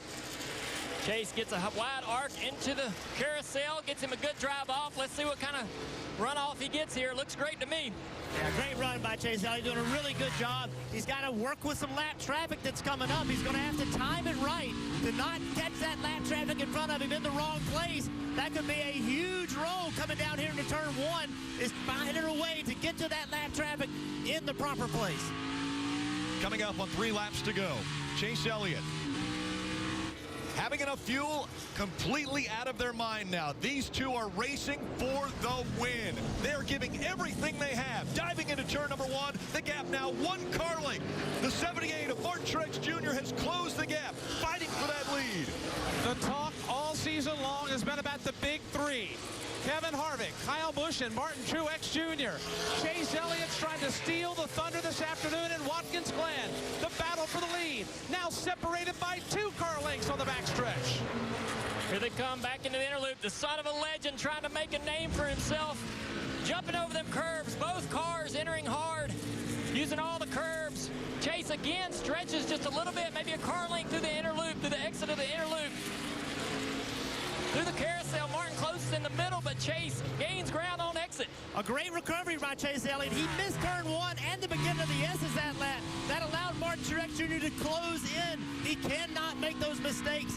If he does, Martin Truex Jr. now is close enough to pounce on it. So the mistake that you just made and in the corner that you're getting ready to come to, do not make it again. If you do, Martin Truex Jr. will take the lead from you. 2 laps to go, and Chase Elliott trying to join 4 others or be a part of 4 that have got their first win at Watkins Glen. Steve Park, Marcus Ambrose, A.J. Allmendinger.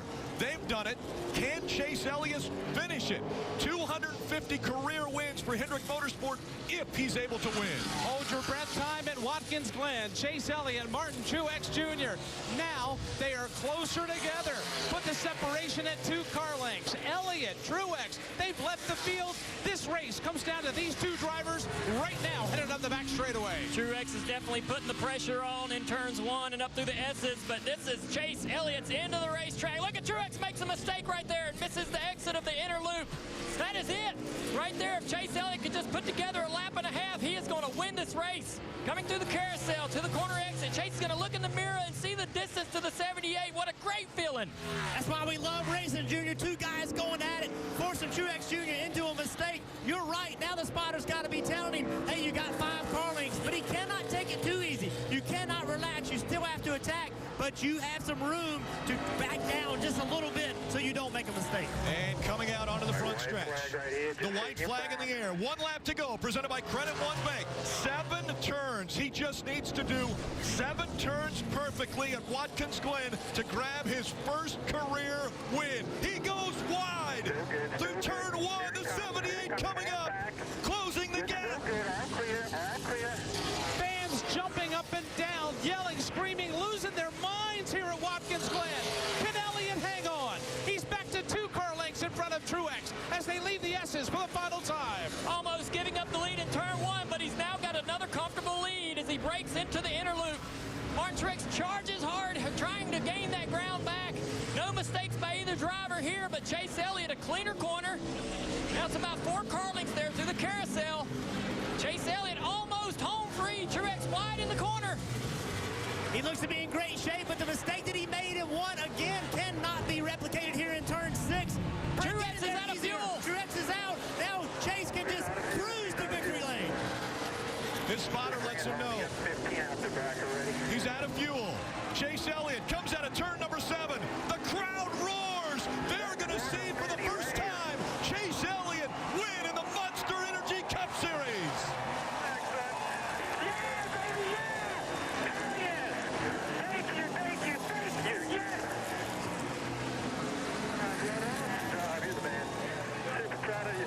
Super proud of you, boys. Hell yeah, baby, yeah!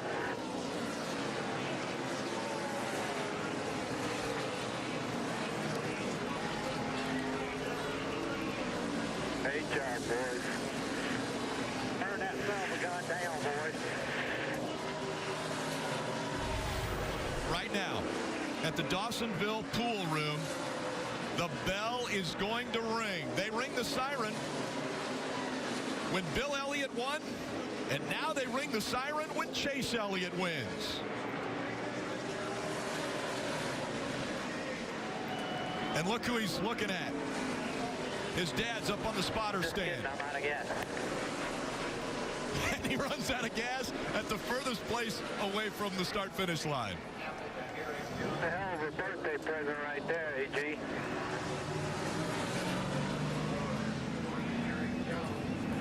Bubba Wallace going by a good friend, Chase Elliott's. You see the 78 out of gas. He ran out of gas coming into turn 6. Still was able to finish second.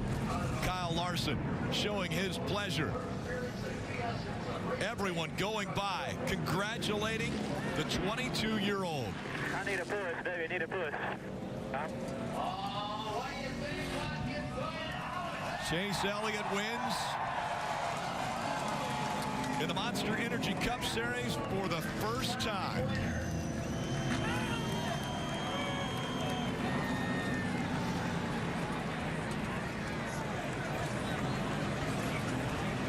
Oh, there you go. Chase Elliott up on ISM business. He'll drive by. Gives him a thumbs up. Gives him a fender. A lot of happy smiles. And he's still clapping inside the car. That moment presented by Sunoco, fueling victories all season long. He's going to celebrate a long time now. He'll need a push in, but it'll be the greatest push he's ever had in the Monster Energy Cup Series.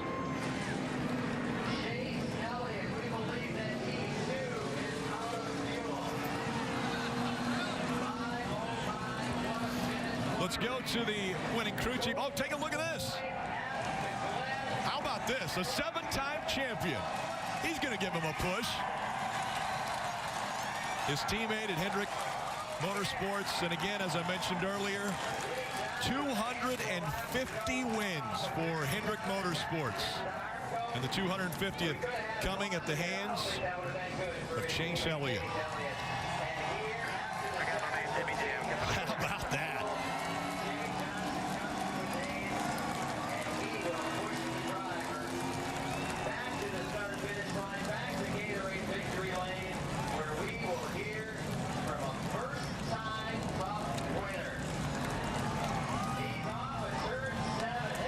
It was going to be the greatest push he's ever had, coming from one of the greatest of all time, Jimmy Johnson, giving him a shot.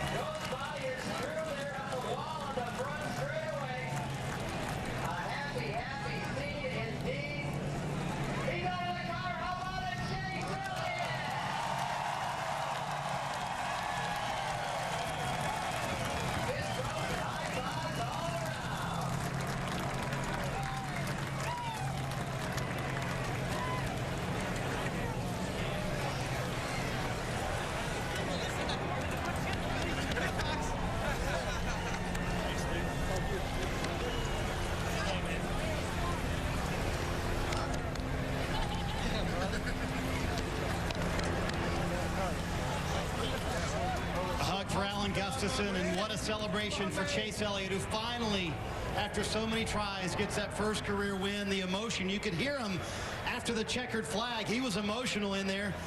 Max Pappas in, the coach for William Byron. An incredible moment for him to win at a road course just like his dad, Bill, did for his first career win. Chase, I got to know the emotions of those final few laps as the 78 was trying to catch you. Holy cow, what a thrill. Callie, I don't know what to say, just so thrilled, so emotional, so much relief. You know, I was working on 3 years and hadn't won one, and I came here with a great opportunity today and I was able to get it done. But just thank you. Thanks to all the fans. You guys are rowdy after that checkered flag. I hope all my buddies back home are ready to get rowdy tonight because it's going to be a good one. What did your dad say to you after the checkered flag, or what did he say to you during the race? Well, he was really just spotting, you know, and doing kind of the normal spotter deal. And he was pretty encouraging those last couple laps, which was certainly helpful, and I was able to get it done. Were you worried about the 78 and the mistake in one? Were you thinking, oh, I've given it away? Yeah, I started to wheel hop, and I knocked it out of gear to not spin out. And luckily had a big enough gap where he couldn't get me, but what a day. You mentioned these fans. They all stood up when you won that stage. They cheered so loud. I don't think there's any question you're going to be the most popular driver this year. That's the coolest damn thing I've ever seen. I just want y'all to know that, and very grateful. Thank you, and let's go get some more. There you go, the fans, and as they told him on the radio right afterwards, the first of many. I believe he's got a date with his dad, Bill, in Victory Lane. Mr. Hendrick calling on the phone right now. Chase Elliott, your winner at Watkins Glen. The door's open now. He got his first win. Look out. Chase Elliott, the 2014 Xfinity Series champion. We saw a year ago he got into a tuffle with Denny Hamlin at Martinsville, and we said right then his attitude had changed. He became hungrier, and we saw it today. The hunger was in the eyes of the driver of the 9, Chase Elliott. He gets his first career Monster Energy Cup Series win.